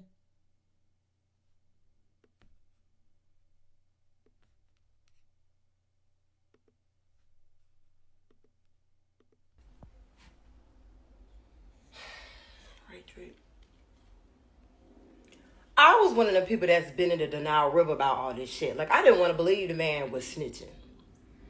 But my flabber has been gasted. This man done put a fucking statement on a beat. Like, yo, what the hell? Like, what the fuck? I can't even think of a word that I'm feeling right now. Like, this shit is beyond me. This is the man that was smoking on Pooh and all, like, this was a Pooh smoker. Now he's a tattletale? And he done took tattletale to the next level, like, yeah, I'm shaking, like, yeah, I snitch, bitch, and I'll do it again. Walk, like, that's all I heard. Like, you cut me deep, Shrek. You cut me real deep. So, like I said, the conversation is conversating. Let's see here. Oh, looks like Whack 100 and somebody are arguing about it. Oh, yeah, let me get to Asian Doll. Because Asian Doll says some real stuff.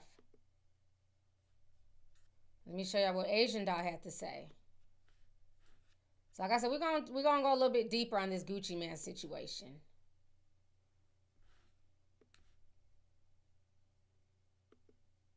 Okay.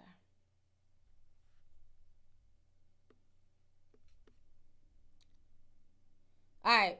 So Asian Doll says, anybody that's ever signed to 1017 have to get everything on their own. Nobody gets shit from that label. They take, they don't give you, and that's facts. If you become a millionaire, you did that shit on your own. Once you succeed, they come in to collect. Facts. They sign kids from poor ghettos that's active in the streets. That's why. Oh, somebody asked, so why is everyone and their mama keep going? And she says they sign kids from poor ghettos that's active in the streets. That's why. Then she says, if you ain't never been signed to a label or been to 1017, shut the F up 100. All y'all niggas sound like straight dick eaters. She said a nigga ain't never dropped me from no label, I think she said that, from no show. I don't know. It's blurted out. I had to fight to get out my deal. Did not want to let me go. I was the first female of 1017. Facts. First female ever signed to him. And I was 19 years old. It was the worst decision I ever made in life. All them other bitches after me was signed out of spite, and they know it. So that's what Asian Doll is saying. Because people forget that she was signed to Gucci Man. And she didn't drop anything. She wasn't pushed like that.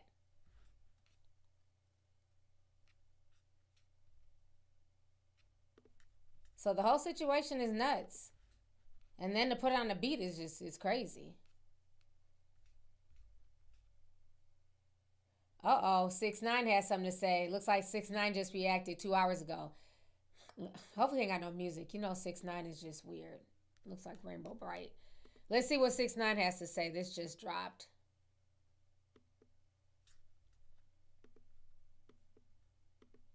Alright, so now y'all believe me? I've been literally saying this shit for 5 years. I'm about to break it down for you. No, it's different. Now it's moving the goalpost. No, it's different. He's a businessman. Let me break this shit down, nigga. Exhibit A. So, nigga, I have no shit's gonna buy. I never want to stay grow up, and I never will. A word? I'm a true G. A true G. I know shit's on you. What? Exhibit B, nigga. Exhibit B, nigga. Yeah, I ain't gonna tell nobody, not even the police. I don't believe in none of that shit. Oh, you don't believe that? The only thing I believe in is don't tell the police. That shit ain't aged well at all. You don't believe in that shit, nigga? Listen, I'm gonna break this shit down. Listen to me. Oh, no, it's different. No, it's different. Nigga, I won't tell the police. Hear this shit. This your mouth, nigga. What? Okay, I can't play the music. He's so loud. Okay, let's see what else he has to say. Now, am I tripping? Like, what? Like, did he get more tattoos? What's up with all these guys going to prison, coming out with even more tattoos? He looks swollen. His face just looks bloated. He has all these weird tattoos on him. His nose ring is too big for his nose. What is going on with 6ix9ine? Child. Okay, let's continue, child. Pulled up. No, they didn't pull up no weak shit. They pulled up on street shit, nigga. Shit that you rep, nigga. Yeah. Nigga had big plans for Pooh Shiesty. Hold on.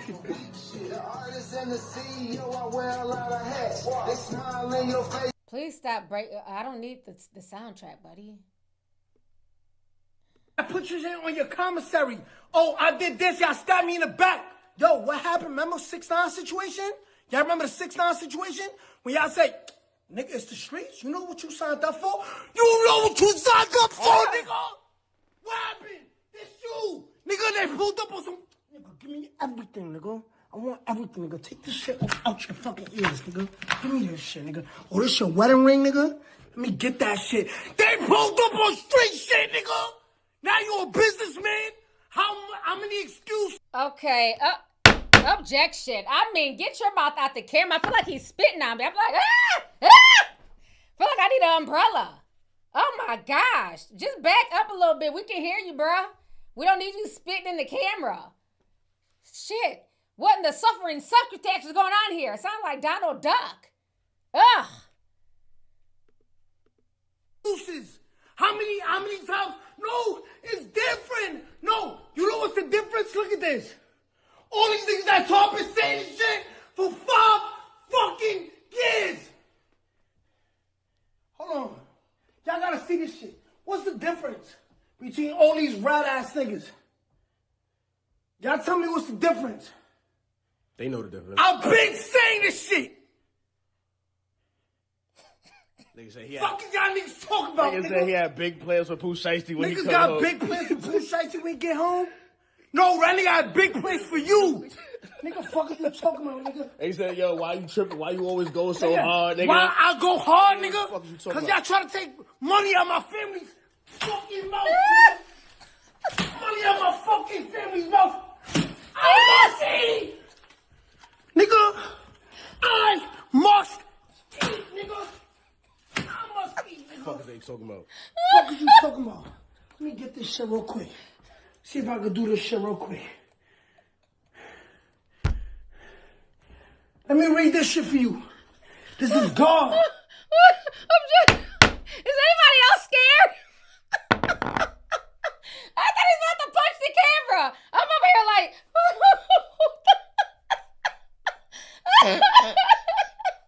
Oh my God. 6ix9ine is crazy as hell. Whew. Let me catch my breath. He got me nervous. All right, let's continue, y'all. Good God. All who rage against you will surely be ashamed and disgrace those who oppose you. Bitch ass nigga. Though you search for your enemies, you will not find them niggas, you bitch ass nigga. Those who wage war against you will be nothing at all, for I am your Lord, your God, nigga. Yeah, nigga. That is the angriest prayer I've ever heard. What the? Oh my God. 6ix9ine really had me scared over here jumping. That man is crazy, but did he lie? Shit.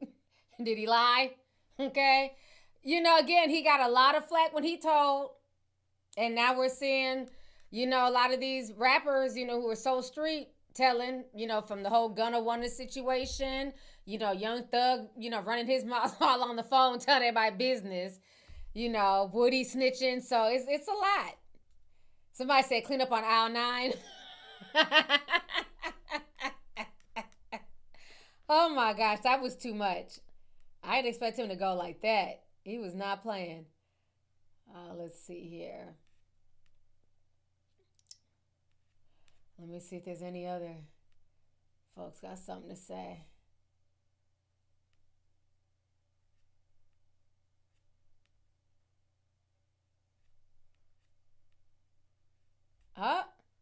Finesse 2 times. He's going off. He's funny.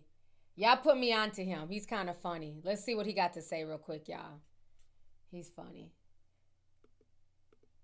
Anyway, man, what's up with Gucci Mane, man? Hey, Gucci Walk, man. I ain't finna lie, bro. I ain't finna lie, bro. I ain't finna sit here and lie, bro. I'm hurt about this. I'm good about this. I'm real up about this.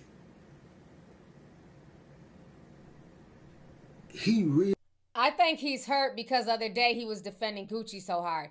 He's like, oh no, Gucci would never snitch. He had an undercover cop there. The undercover cop had to tell. And I'm like, bruh, it's in the paperwork. He did tell. You know what I'm saying? But I guess he's finally coming to the realization that his hero snitched. Realize just the whole culture up. You realize hurt my feelings, fool. You realize hurt my feelings, fool. You a grown-ass man, bro. And you got a whole lot of money. What the f you worry about a chain and a ring and shit for? I know why Shiesty robbed you. If he did. Because he didn't think you were going to tell on him, fool. He thought you was street like I did. He didn't think you were going to put the police on him, fool. You a green-ass nigga, Walk. You a green-ass nigga, fool. You a green-ass nigga, fool. That shit green as hell, fool. And he a young nigga. I ain't on no old Memphis, Atlanta shit. I ain't on no old... Nah, bro. I'm moving strictly on morals and principles right now, bro. That's a young nigga, bro. That young nigga 24, 25, bro. I understand your pride and your ego might get in the way, but you as a 40-year-old man, bro, I'm 34. I'll be 34 in June. Hey, I understand 23 and 24 and 25-year-old. I done gained a whole lot of patience for them young niggas. Because I was once that young nigga. You was once that young nigga. What? Then no nigga put the police on your ass, bitch ass. Then no nigga tell on you, soft ass. You doing that? Oh, I was robbing down on Campbellton. Then nobody tell on you, ass nigga. The f you telling that young nigga for, fool? Man, young nigga ain't number 24, 25 years old. That young nigga don't know no better for real. All he know is the slime shit. All he know that what he was raised on. He don't know no better. He throw it off. Why you ain't just help him? Why you ain't just talk to him? Why you ain't just something? Word in the streets is, man, you ain't had nothing on Scar funeral. You ain't with Scar. You weren't there for Scar when that shit went down. You dead wrong, what? And then here you come with your security and your cameraman ready to make some money off me. I would have robbed your ass too.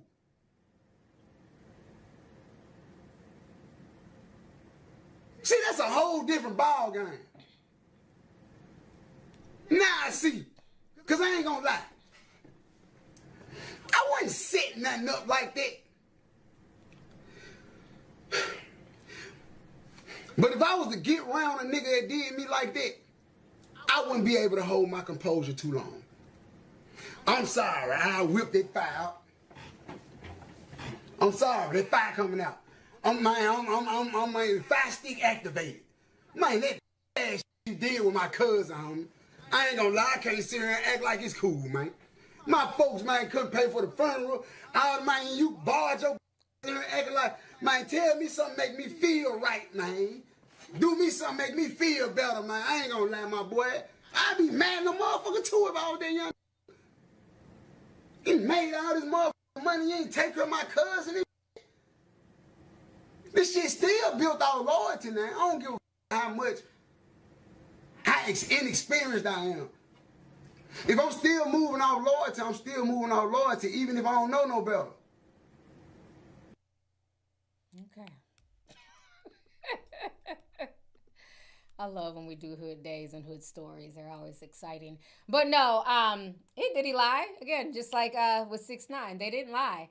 They're very disappointed in Gucci because, again, like he said, Gucci, you was down here robbing folks. You was doing all types of dirt. Nobody snitched on you. Now you're putting it to a song. As far as the funeral, I'll say this. When Scar died, I felt it was some entitlement going on with the family. I know at first they were upset because they had to take it to the internet because it's like Gucci didn't even offer to pay for the funeral or help out. So they took it to the internet. Gucci dropped $10,000. Then they said another rapper dropped 10, so it was $20,000. But the sister was saying $10,000 wasn't enough. Well, I mean,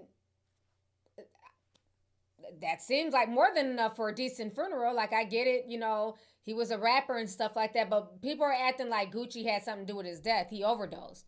It wasn't like he was riding on with Gucci and, a drive-by happened. So I don't really get the whole blaming him for the Scar situation because they did send money.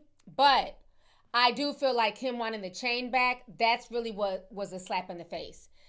I do agree that he shouldn't have asked for the chain back, but he asked for the chain back with all of those artists that he dropped from 1017. All the Memphis artists, he wanted all of their chains back. Which to me is like, if you're going to give something to somebody, then it's a gift. You can't then say, I need my chain back. That's insane. That was a gift for them joining your label. So the whole situation is just, I don't know. This whole label is just not a good thing at all. I feel like there was a lot of animosity there from Pooh Shiesty because the situation with his cousin Scar, and that's his blood cousin.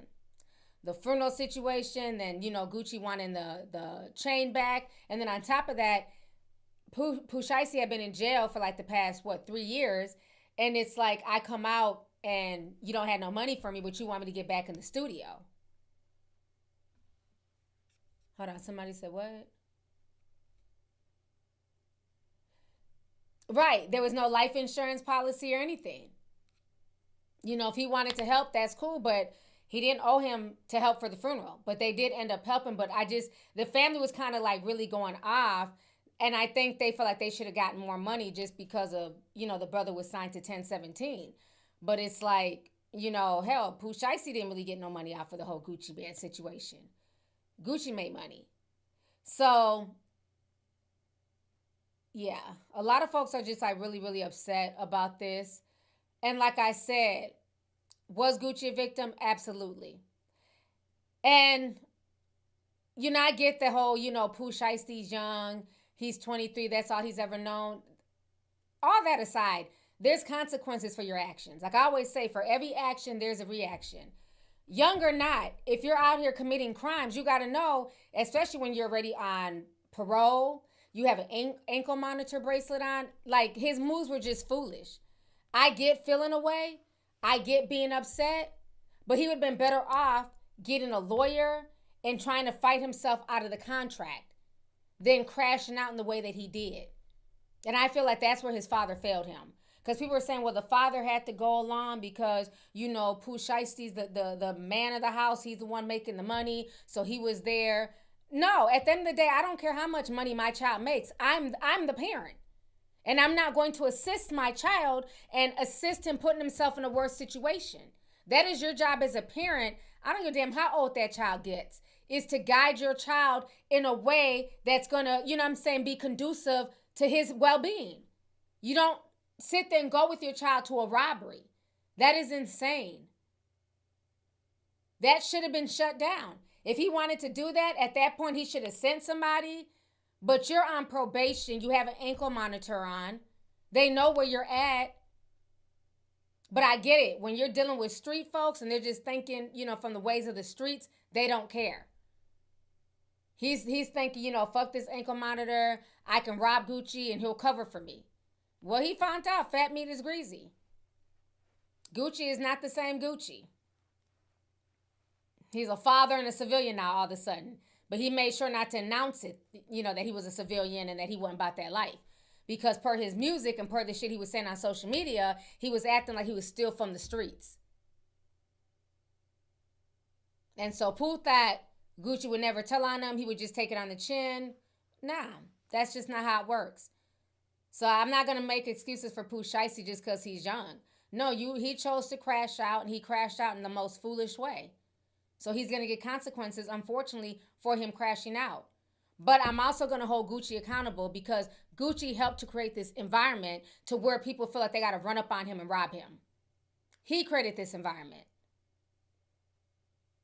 Even long before Asian Doll was signed to him, he had a few other artists signed to him that were calling him out 9 years ago about shady deals, shady practices.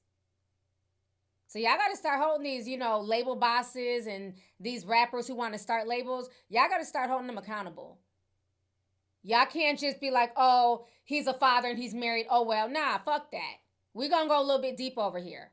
Because there's a lot of people who are fathers and who are married, but they still treat people with respect. They still treat people in the same manner that they want to be treated.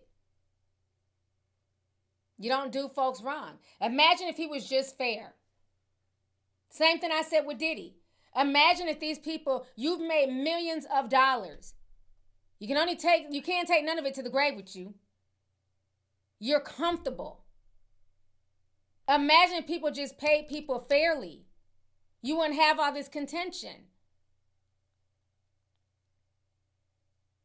Right now, there's a story that's going viral about a man who burnt down a warehouse. And he did it because he's upset about the pay.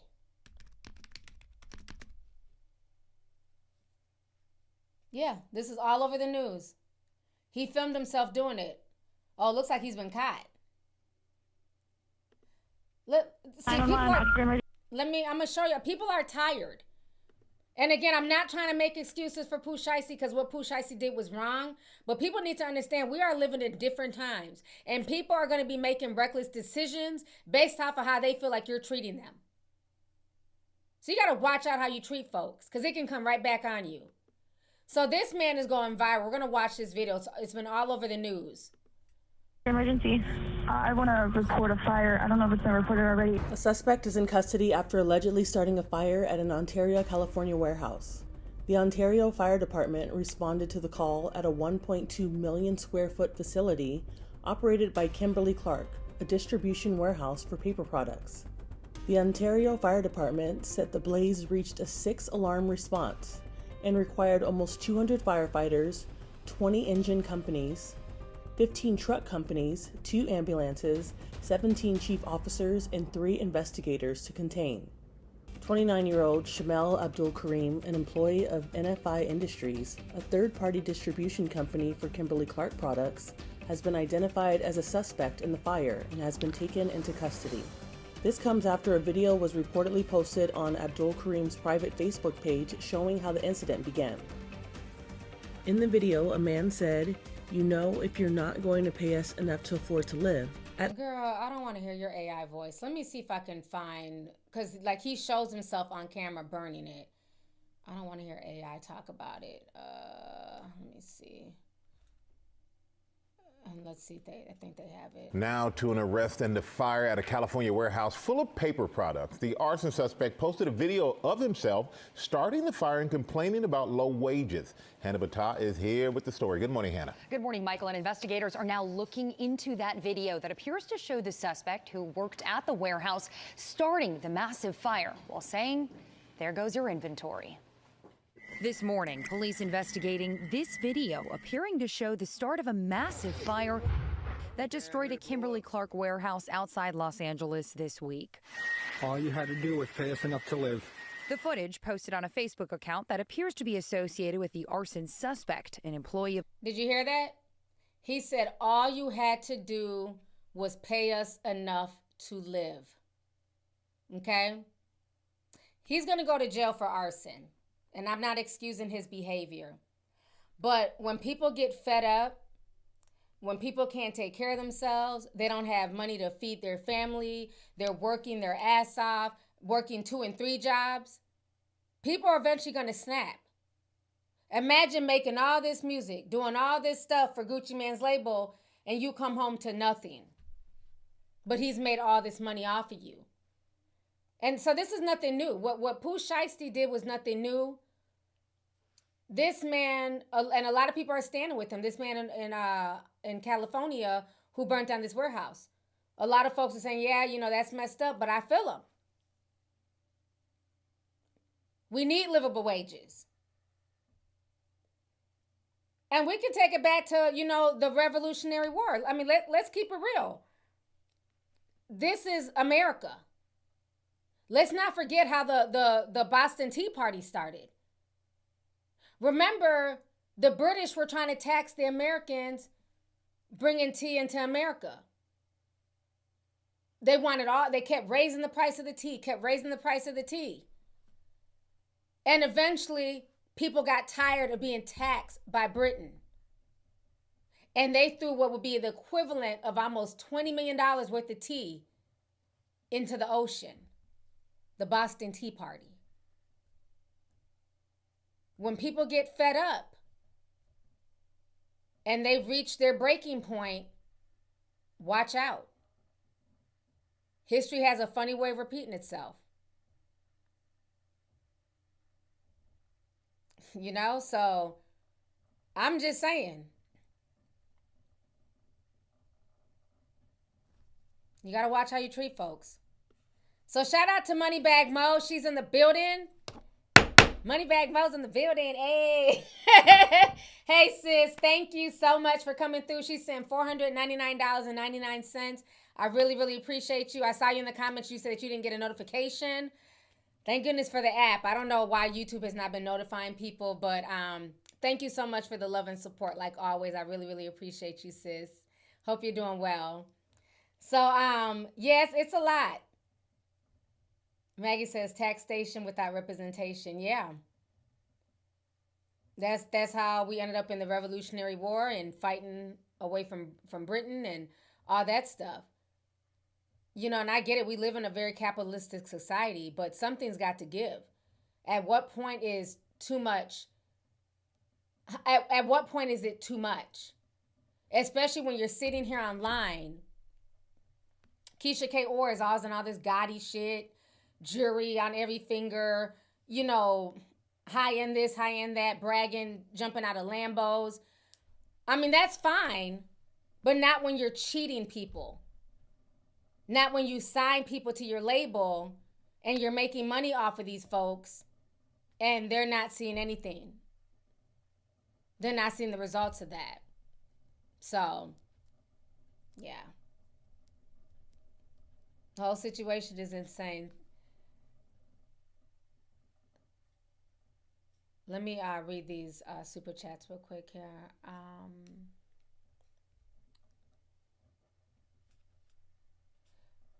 Mucho Dinero sent 1999. Says, hey T, looking gorgeous and sending love. Thanks for going live. I got some good news to share, but the YT censorship is real. Keep doing your thing, big sis. Thank you so much. I appreciate you. Thank you for the love and support. And I'm happy for your good news. So whatever that is. Let's see here.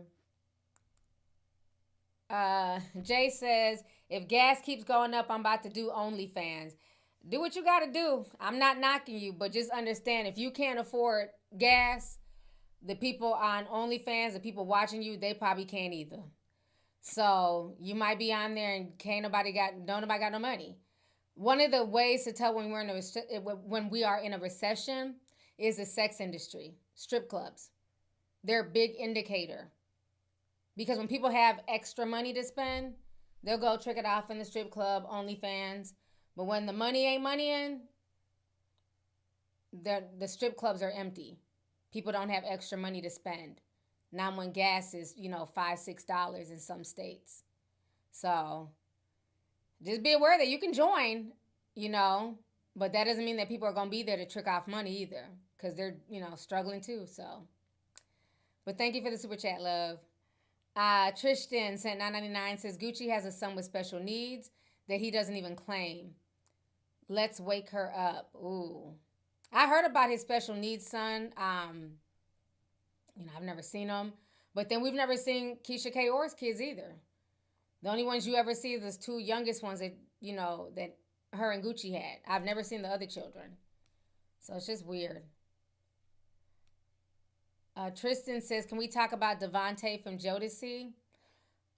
What did you want to say about Devontae? I did a deep dive on him. If you watch my, my Static Major deep dive, I talked about Devontae, the whole Jodeci connection, how they had that group with Missy Elliott, Timbaland. Forgot how it was like those. It was like a whole little clique of them. And Devontae used to be putting hands. He didn't play. He threw a chair at Missy Elliott. Yeah, I did a whole deep dive about the whole Jodeci Static Major situation.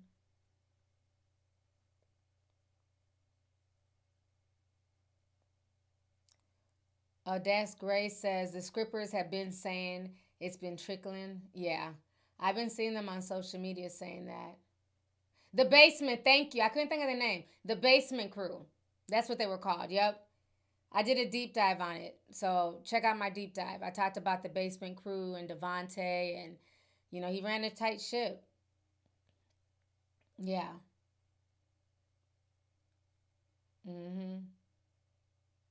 HGM 1992 sent $10.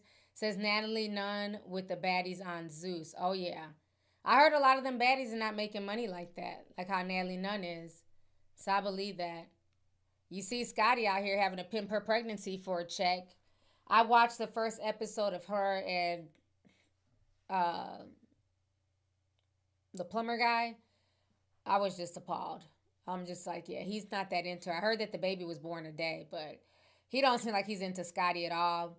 And then Scotty's in her feelings trying to go through his phone. It's like, no, honey, don't do that. Let that man cheat in peace, because that's how you got him. You didn't mind being the side chick when he was with Janisa or Janisha, whatever her name is. So keep the same energy. Let that man cheat in peace. That's how you got him. I think he'll be a parent to the child, but as far as them being together, I don't see it. Because he's one of them dudes, he never had swag. Nobody checked for him. He's had money because his family's not poor. But he don't have no swag. He don't got that it factor like that. So now that he got money and he has more visibility, he's not going to settle down. That whole show with Scotty and Lemmy it was a shame. But I don't feel bad for her. She chose that life. And that's what happens when you think that, somehow you're better than the other woman. And you find out that you got the same man. So I felt no ways watching that show. It was cringy. You could tell he don't want to be bothered with her. He talked to her crazy. And I don't understand her friends all fucking her brother. That was weird. Yeah, the show was just, it was just a mess. But I saw people talking about this. I was like, well, let me go ahead and check it out. But I don't feel bad for her at all. That's on her. She'll be a single mother like the rest. And then it's so funny because everybody was saying, oh, Scotty hit the jackpot and she's doing the big one. So I'm like, well, where are all these Scotty fans that were, cheering this on a few months ago? They're like, she got with the CEO of Zeus and da-da-da-da. They were all cheering this. All the little birds on TikTok were cheering this on. And then now that we see the, behind the scenes of their relationship, now everybody wants to drag Lemmy. What y'all dragging him for? I thought she won the prize at life.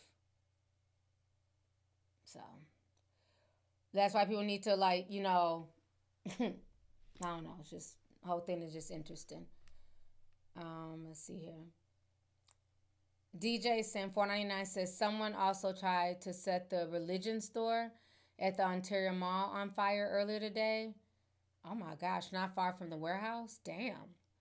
Not the True Religion store. People just trying to burn stuff up out there in Cali.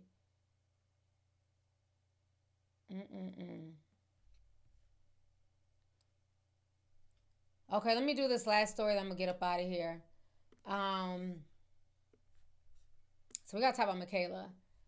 So Mikayla, I don't watch her videos. Emily put me onto Mikayla like a year or so ago. I can't stand the fake Boston accent from Boston. And then I heard her accent was fake and I tuned out after that. But she went onto the red carpet and basically people found out that she looked nothing like how she looks in her videos. And people have been like clowning her about that and everything else. So we're going to talk about this really quick here. This is Mikayla. I forget her last name. But she's very popular on TikTok. Rich. She gets all types of brand deals and everything else. Mikayla Nogueira's makeup looked horrible. Fans keep comparing photos of Mikayla at the Hannah Montana 20th anniversary red carpet. This is her and her Get Ready With Me, and this is who showed up to the carpet. Miss Hannah Bellfire Nogueira. We could all act shocked, or we could all just say that we saw the real Mikayla Nogueira on the red carpet this night. This look was a disaster all around, from the nail tech to the hairstylist to the makeup artist who, you know, she did her own makeup. Even down to the purse and the way that she stacks her jewelry, it screams insecure. As we could see from Miley, her goddamn self, she has on a stack, but it's not overcompensated like Mikayla's. Mikayla just tells me that money does not buy good taste or good fashion. Just because you can afford a luxury Louis Vuitton bag does not mean you know how to style it. Like, at least the denim could have been the same fabric. And this is supposed to be the person who has access to the best makeup in the world. You know? So what do you guys think it is? Why does she look so different on Instagram and on TikTok compared to her real life photos? Mikayla Nogueira's makeup look. So they've been dragging this lady for the past week. I'm going to go on TikTok next. Give me just a second. So we're going to watch her interview that she did. Do blondes have more fun or? That shocked everybody. I was shocked by what she looked like too. I was like, okay, she looks very different, but whatever. So as you see here, the comments are just roasting her. They're going in on her in the comments. So let's watch this. What? Tonight we're going to find out. I want to ask you everything about this new man of yours. Oh, period. I wish I had my phone. I'd show you a picture. Is he here tonight? No, oh my God, I wish. I think that was the biggest thing I learned from my marriage was I want to protect what I have going forward. Right. So, you know, he's my man and I'm going to keep him a secret for now. I love it. What advice do you have for young women who are maybe getting divorced or there's some redirection in their life? I mean, I'm in my 20s and a lot of times I say I'm ashamed that I had a failed marriage, but a lot of people told me you can't be ashamed. Like your first marriage, which a lot of people get married twice or three times or 4 times. It teaches you a lot, and it tells you what you want to take into your future relationships, your future marriages. And I learned so much from my first marriage, and I don't regret a thing. Do blondes have more fun or what? Tonight we're going to find out. Beauty influencer Mikayla Nogueira is getting attention online after fans noticed a big difference between how her makeup looks on her own TikTok videos and how it appeared on other cameras at a recent event. Mikayla attended the Hannah Montana premiere and was interviewed by several outlets on the red carpet, including entertainment media and fashion magazines. But after clips from those interviews started circulating online, viewers began pointing out that her makeup looked noticeably different compared to the flawless look people usually see on her TikTok page. In her own content, Mikayla is known for highly polished makeup looks and dramatic transformations. However, some people felt the red carpet footage made her makeup appear heavier or less blended than it does on her personal videos. This sparked speculation among viewers. Some believe the difference could simply be due to professional lighting, high-definition cameras, or the lack of beauty filters that many creators use on their own platforms. Others say makeup designed for phone cameras can sometimes look very different under studio lighting. Despite the debate, many fans also defended Mikayla, pointing out that red carpet environments are extremely harsh for makeup and can make anyone's look appear different than it does on social media. Beauty influencer Mikayla Nogueira is getting attention online after fans... Okay, girl. All right, let me come back on the screen. So that is the tea with Mikayla. People are saying she looks different. She looks, not attractive in person. I'll say this. I think part of the problem is social media, right? A lot of these influencers, they perpetuate a certain look. especially with like the heavy makeup, the filters, the editing and stuff like that. So when they're in a controlled environment, they look a certain way. And then when they're not in a controlled environment and, you know, random people taking pictures of them, they'll look very different. I've even heard that my oldest son was telling me that some of the girls from the Bop House, there were pictures of them that went online recently viral, and people were shocked at how those girls look. They look like just regular, you know, everyday people. But when they're in the Bop House, they're highly filtered and everything else. They said the one girl has like, you know, skin problems, but you wouldn't know. And I think that's the problem, is that she does too much with her makeup. Her makeup is, I don't get the whole, I was always raised that makeup is just to enhance. You just need a little bit. It's just the heavy makeup that I see, especially on young people. She says she's in her 20s. The heavy makeup is just a bit much. I'm sorry. And I just see it all the time. It just ages you. It's too much. Like, I could see just putting like a base on real quick, maybe some foundation to, you know, whatever, make it more matte. Do your eyebrows and go. It's just, you shouldn't look like totally night and day. Like when people see me in real life, people are always like, oh my God, you look just how you look on YouTube. Yeah, because I don't wear a pound of fucking makeup. What you see is what you get. Sometimes I'd be lazy. You know, you're lucky if you can get me to do my eyebrows. You know what I'm saying? So it's just like, I think that's the problem, is that she has these super dramatic looks with the heavy makeup, the heavy eyeshadow, you know, just the layering that all these folks do. And then when you see them in the real life, it's just like, ooh, you know. But I also believe too, I know she's made videos where she's very self-aware, that she says that she's not conventionally attractive. She says she knows that she has like a big nose and chin and whatever else, you know. And I think that's why people liked her initially, right? You know, we always talk about pretty privilege and stuff like that. But I think people liked her because she was conventionally not super attractive. She was just like a round the way, you know, girl. Even like her body type and everything else. But then when she started getting money and going viral, she started fixing and tweaking a lot of her insecurities. So it looks like she started getting fillers, and I think they said she got on Ozempic and lost weight and everything else. And I'm not knocking that, you know, do what makes you feel comfortable. But I think people also need to understand that when you see people in real life versus social media, there's going to be a difference. They don't have the filters. They don't have all the heavy lights. Especially when you're talking about beauty influencers, it's going to be a big difference. You know, that's why a lot of them, they don't really feel comfortable in real life. A lot of them don't even have a personality. They're really in the corner, and they're, you know what I mean? Because they're so used to like a controlled environment. You're not going to catch them really dancing and mixing and mingling and, you know, having fun with their fans. They always want that separation. You might come and take a quick picture and then that's it. They don't really mix and mingle like that because they don't know how to be outside of that controlled environment. So, but, you know, I think overall the outfit was just, it was just weird. The wig was horrible. But I've seen other looks of Mikayla where she looks really nice, you know, where she looks really cute and stuff like that. I just don't think the outfit and the hair were flattering on her. You know, the makeup did look heavy. But I'm not a makeup girly, so I don't know what type of foundation she uses. I don't know about any of that stuff. I don't really care. You know, I'm more L'Oreal. Just give me something simple, you know, put that shit on and keep it moving. So, you know, to each his own. But I just think some people need to get offline. I think, and, you know, and that could be said for myself too. We're so used to seeing people post with filters constantly that we forget what real people look like. You know, that's why I said the BBLs look so good on the internet, but when you see them in real life, it looks very odd because the angles aren't there, the lighting's not there. I remember for a long time, I thought I was like the only person who had stretch marks on my ass. Because I'm like, damn, so everybody with a 50-inch ass, their ass is just smooth. Not one stretch mark, not one, you know, cellulite.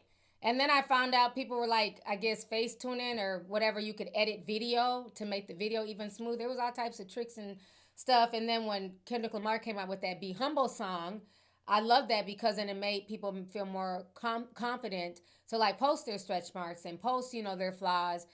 And so when I saw like, oh my God, Kelly Rowland has stretch marks on her, hips, like, wow, I wouldn't even thought that, because everything is so airbrushed and touched. So when we see like regular stuff on people, we're almost shocked because we're so used to seeing people be filtered. So somebody said a 50. Yeah, that's what they be online screaming. I got a 50-inch ass and a 20-inch waist. I don't, shit. And so it would confuse me. Like, well, how does somebody have this big old ass and they don't have no stretch marks, no cellulite? Well, come to find out they were airbrushing everything. That's why. So everything looks different online, but in the real world, it doesn't always translate. And I just think this look didn't translate for her in the real world, but people are making like all these think pieces and we're going in on her and everything else. And I think, it is sad because you don't want anybody picking your looks apart.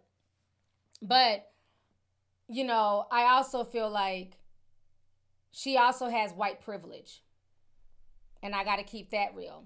She's very basic looking to me. That's no shade. But if that was an average black girl would not have gotten that level of fame that Mikayla has, the brand deals and all that stuff. Like, if you're black and you're a beauty influencer, you better be fucking pretty. Asymmetrical face, fine features, stuff like that. We don't really, you can't be unconventional and black and be really seen as like a popular big influencer to her level. I mean, she's really big. She gets huge deals. She makes big money. Okay? So even though she's like, oh, I know I'm unconventionally attractive, and that's cute, but you also have the white privilege card where they can kind of overlook that and, like your quirks and your fake accent, you know what I'm saying? Whereas we don't get a lot of those. You better be a 10 or move around. So, yeah. Yeah, she's been around for a while. I had never heard of her until Emily put me onto her because she was doing like drugstore makeup reviews and stuff. And then she got caught in a bunch of lies and just all types of weird stuff. I don't know. She just be lying all the time, everybody says. But I guess now she got a new man. She came out and talked about her man because everybody's been calling her ugly all week. So now her video that she dropped today was about her man. She wants y'all to stop focusing on her looks. So she's talking about her new boyfriend now. Because I guess she got divorced recently. Y'all don't want to watch her talk about her man because I don't even care about her man. So I'm not going to play that, but I don't care enough about her man. Please hit the like button. If you guys enjoyed this stream, please hit the like button. I'm going to go ahead and get ready to log off. This has been a good stream. I enjoyed it. We got a lot of, good discussions. I'm going to read these last few super chats. I'm going to go ahead and get up out of here. Oh, that's what it was, Renee? The lash gate? Yeah, I remember everybody was dragging her Jeffree Star because she had put like wispy lashes on and so they were her real lashes. She just be lying about shit. I don't get it. When I saw the video of her without the Boston accent, I was just like, I don't understand. Like, just be yourself. It's not that. But see, again, they can always front and make up stories and blow up, just like James Charles. He blew up off of a lie. And the white community kept supporting him. He lied and said that they told him that he couldn't use his ring light. The whole story is made up. His whole rise to fame was made up. And then he became a cover girl. So, see, they can always do all types of weird shit and get all types of, nobody cares.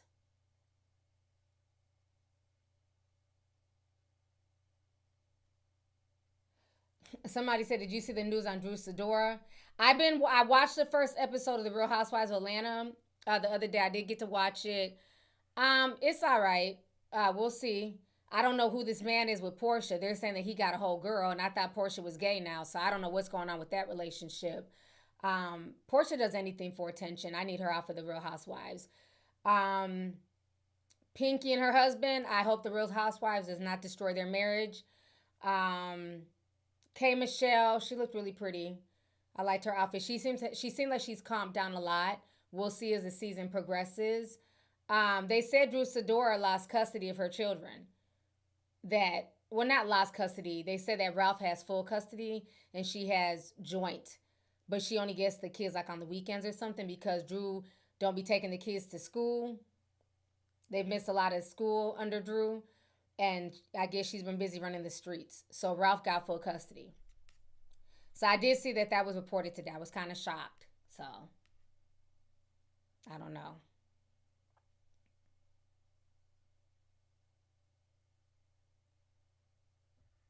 And then I seen Cynthia. She got a new man.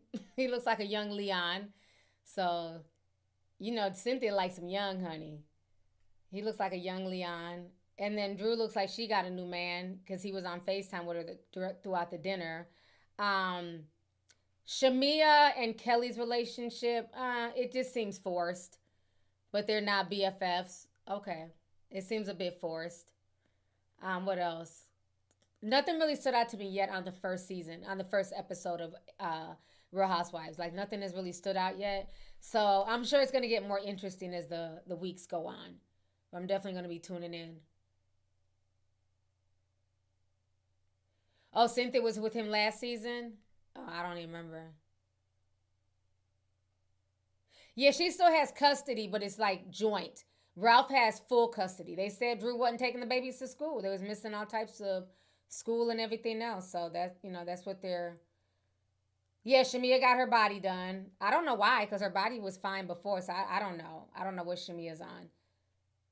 You would think with the money that Shamia has and her husband has, that she'd want to live her life in peace. It feels like Shamia's just constantly chasing fame. It's just weird. So I don't know.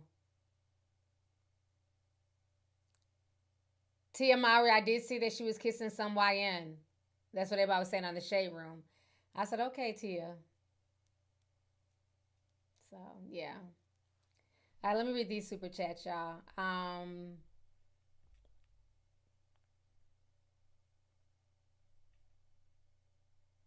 Princess Kayla says, T, sending love from the UK. Can you give your thoughts on the Afroman trial? We left our socks off over here. I talked about that like 2 weeks ago.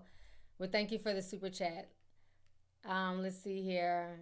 Stop the Cat sent 10 says, hey, T, I used to be in the Discord, but after the switch years ago, every link to re-enter didn't work. I got busy and haven't been able to catch your lives. Can I please get back in? Yeah, you can't. The links expire after like 2 hours. So every link is not going to work. Right now, the Discord is closed because I'm getting ready to be off of YouTube for the next, few weeks. So the only thing I'm communicating through right now is Discord. So right now it's closed. But we'll probably reopen in the summertime. So just stay tuned for that, for when it reopens. But right now, it's closed right now.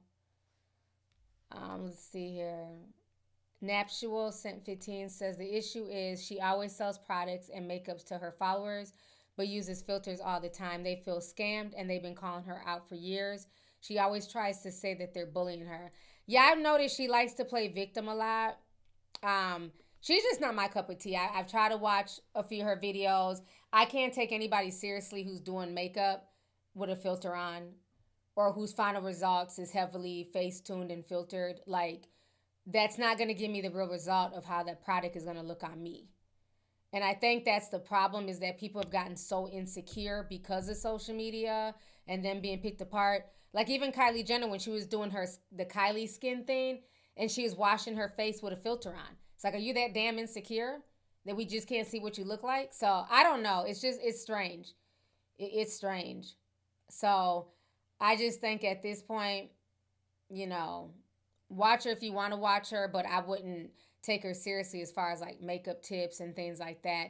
She seems very insecure, and that, she has to keep a filter on her face. And my thing is, if you know that you're unconventionally pretty or whatever, and you're owning it, then just own it. So I feel like she talks with a forked tongue. Like, she'll cry and be like, I know I'm not as pretty, and I know I have a chin, I have a big nose, and da-da-da. But then you're not embracing it. You're then turning around and still putting a filter on your face. So it's just kind of strange.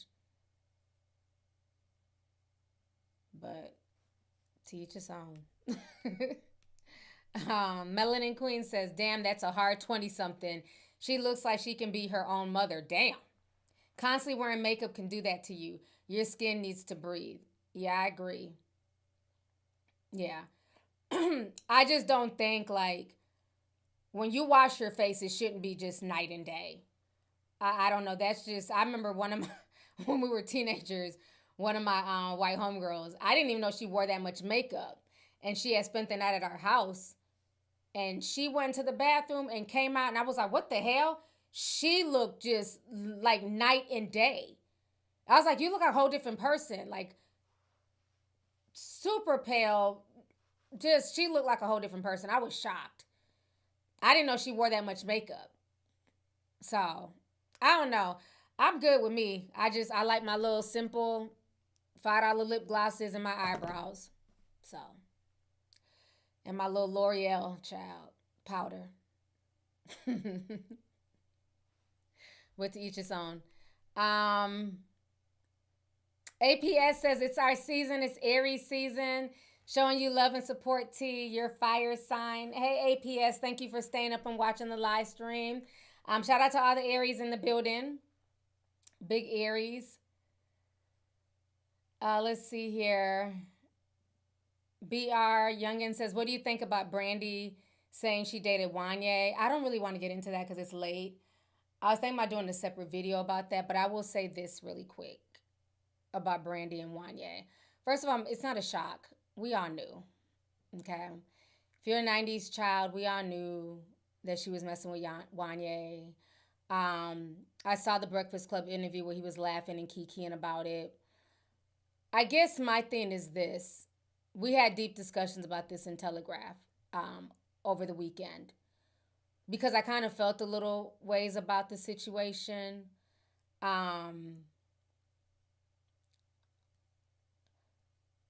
Yes, Wanye was dead wrong for sleeping with her at 16. But it was also what it was in the 90s and 2000s. That's just, it's not shocking. A lot of folks were in those same relationships. I guess for me, what bothered me with it is she's talking about it now in her book. But these are conversations that have been going on for years. And these celebrities never talk about this until they have a book to sell. Another thing that bothered me is growing up, and I don't know how many of you guys remember this, there was a lot of shade being thrown at Monica and Aaliyah from Brandy's camp.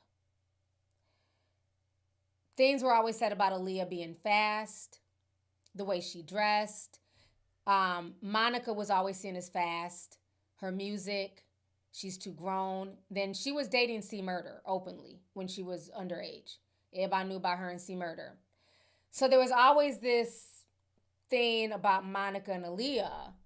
And I think that's where the conflict between Monica and Brandy really started. Because you're going in on me and throwing little, shade in magazines that we're fast or we're this and that, but you're doing the same thing. Your dirt is just not out there because your mama's able to clean it up. Monica didn't necessarily have that same support, or Monica was more hood and didn't want the support. I don't know.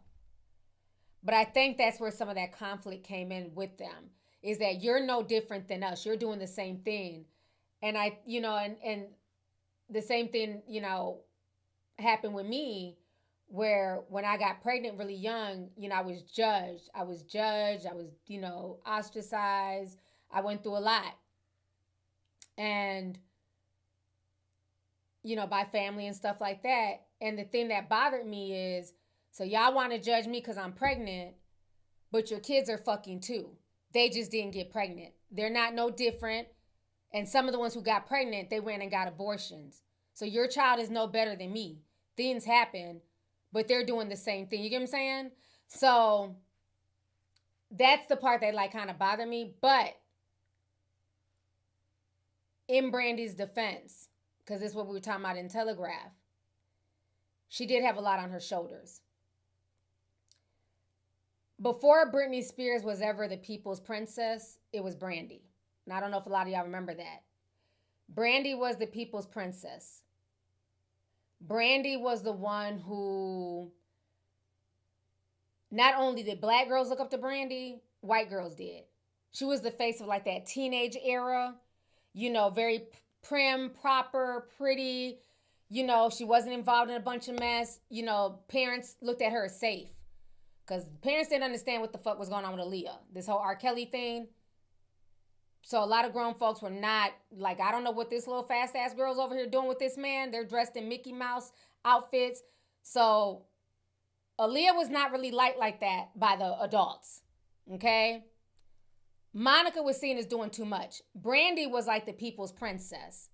And I think because of that title and because of that situation, it put a lot on her. So I can't knock her, right? Because that's a lot to take on as a teenager. That you have to be perfect, not only for your family, you know, you're the money maker, but for this persona, Moesha, she had to, you know, wear a lot of hats. So in her defense, that's a lot to take on as a young person. Even to the point where, remember, Aaliyah's the fast one, Monica's the fast one, but who got pregnant first? Brandy. And a lot of y'all are babies, but if you remember Brandy put her pregnancy on TV. Because when she got pregnant, everybody was like, oh my God, not Moesha, not Brandy, the perfect, you know, person. So they had to pretend that she was married. They pretended that her baby daddy was her husband, or they were engaged or whatever. And we all watched it. Remember, it was called A Special Delivery. Since y'all want to talk about it, I'm going to talk about it real quick, then I got to go. She put her pregnancy on television. And there was no social media back then, excuse me. And I remember me and my friends and cousins and stuff watching it, and I'm like, something don't feel right. This dude don't really like her like that. He doesn't come off like he's her fiance. He seems annoyed. Because her baby daddy was like Rodney Jerkins' cousin or something like that. It just never felt right. And so he started getting a lot of backlash. Because this was before social media. Like, there was social media, but it wasn't like, you know, Shade Room. It was like you would talk like in the AOL chat rooms, or AIM, or the MTV chat rooms, or the BET chat rooms. Y'all remember them chat rooms? Am I bringing it back too far? Okay. Remember when we used to code and shit? So we'd be in the chat rooms talking like, something don't seem right. He's mean to her. And they'd be in the same chat rooms. You wouldn't know that it was Brandy or whoever is in there. They're reading the same stuff that we reading. This was before the social media stuff, right? AOL, Yahoo Chat, all that. So once he started kind of getting drugged before there was a getting drugged online, he came out and he basically blasted her and said that we're not engaged. She got pregnant out of wedlock, and her mom and her family put this together for her reputation. Y'all remember that? Yep. So I think, unfortunately for Brandy, she's had a lot of pressure put on her, you know, being a very successful, you know, teen star. Wanye definitely took advantage. But I think because of that, that was kind of where my issue came in at, because everybody knew about this. It's been a long-standing rumor that her and Adina Howard fought. The reason why Adina Howard had the whole issue with her label outside of her going off on Sylvia Rhone was Brandy and Wanye, because she found out about Brandy and Wanye. Wanye was playing Adina Howard for Brandy. So this has been long talked about. But I just really wish that these discussions are had outside of a book to sell. If we're going to really try and school young girls and really look out for the next generation, let's just have these conversations. Because I have them all the time here. And I was having these conversations before there was ever monetization on YouTube. But Wanye's not the only one. A lot of these men in the industry were on the same type of time.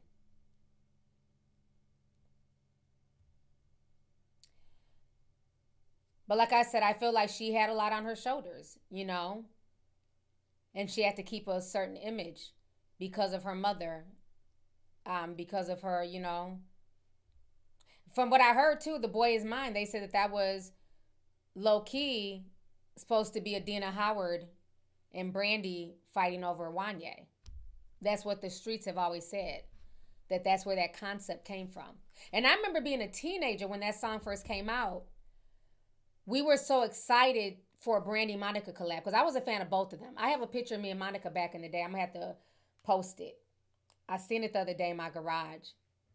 Me and my homegirl Monica in the early 2000s in like Mama's Prime Time in Atlanta. And Monica's cool. Like, she be at all the little hood clubs and everything. No security, nothing. Just her and her brother. Monica's cool as hell.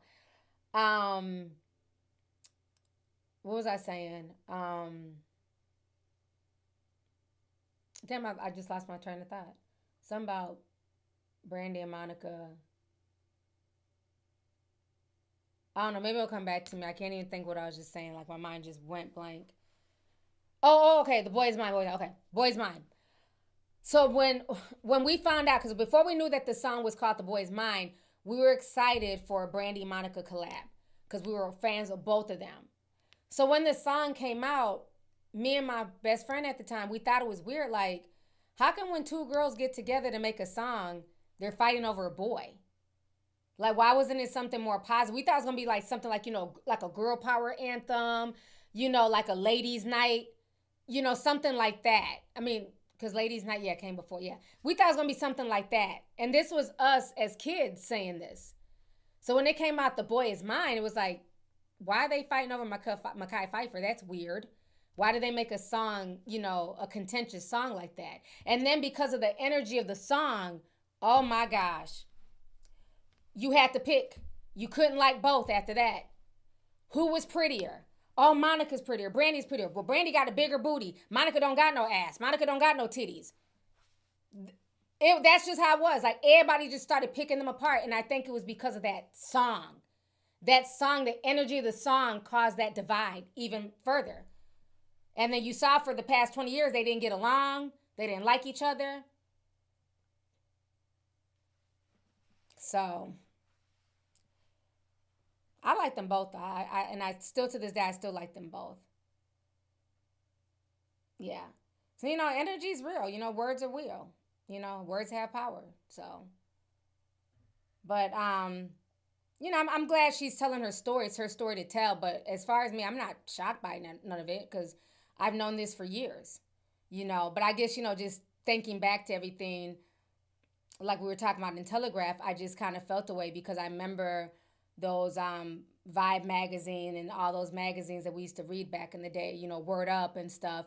How, you know, there was always shade being thrown at Monica and Aaliyah. And, you know, at the end of the day, they were children.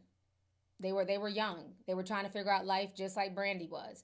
But they didn't get as much grace because they didn't have, I guess what you can call it, like the industry buffer, right?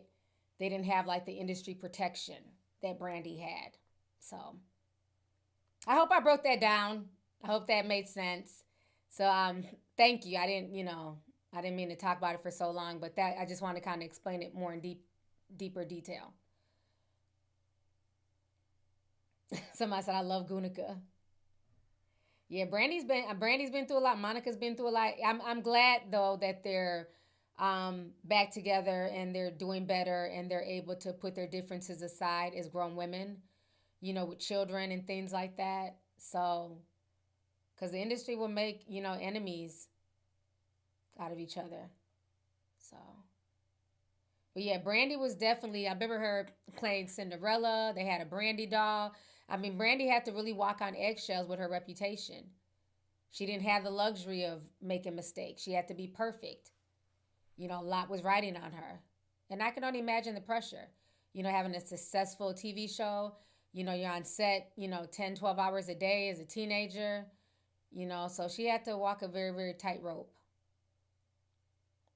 But at the end of the day, all of these girls, they were young girls. They were all talented. You know, beautiful young girls, you know, with beautiful hits that shaped my soundtrack, shaped the soundtrack of my life. So, yeah. Somebody said you might have to do a deep dive on Brandy. I could. She got a lot to talk about. There's a lot of things I could put together about Brandy, but I don't know. Let's see here.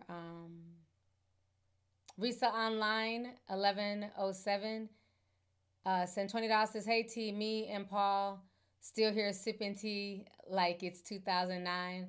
I love it here. Thank you so much. I appreciate you, love. Thank you. Wavy Tay. Hey, Wavy. He just sent 1999. He says, hey, Auntie, it's your favorite soldier checking in. Just wanted to hop in and say hi. Currently at my military ball before we head to mission.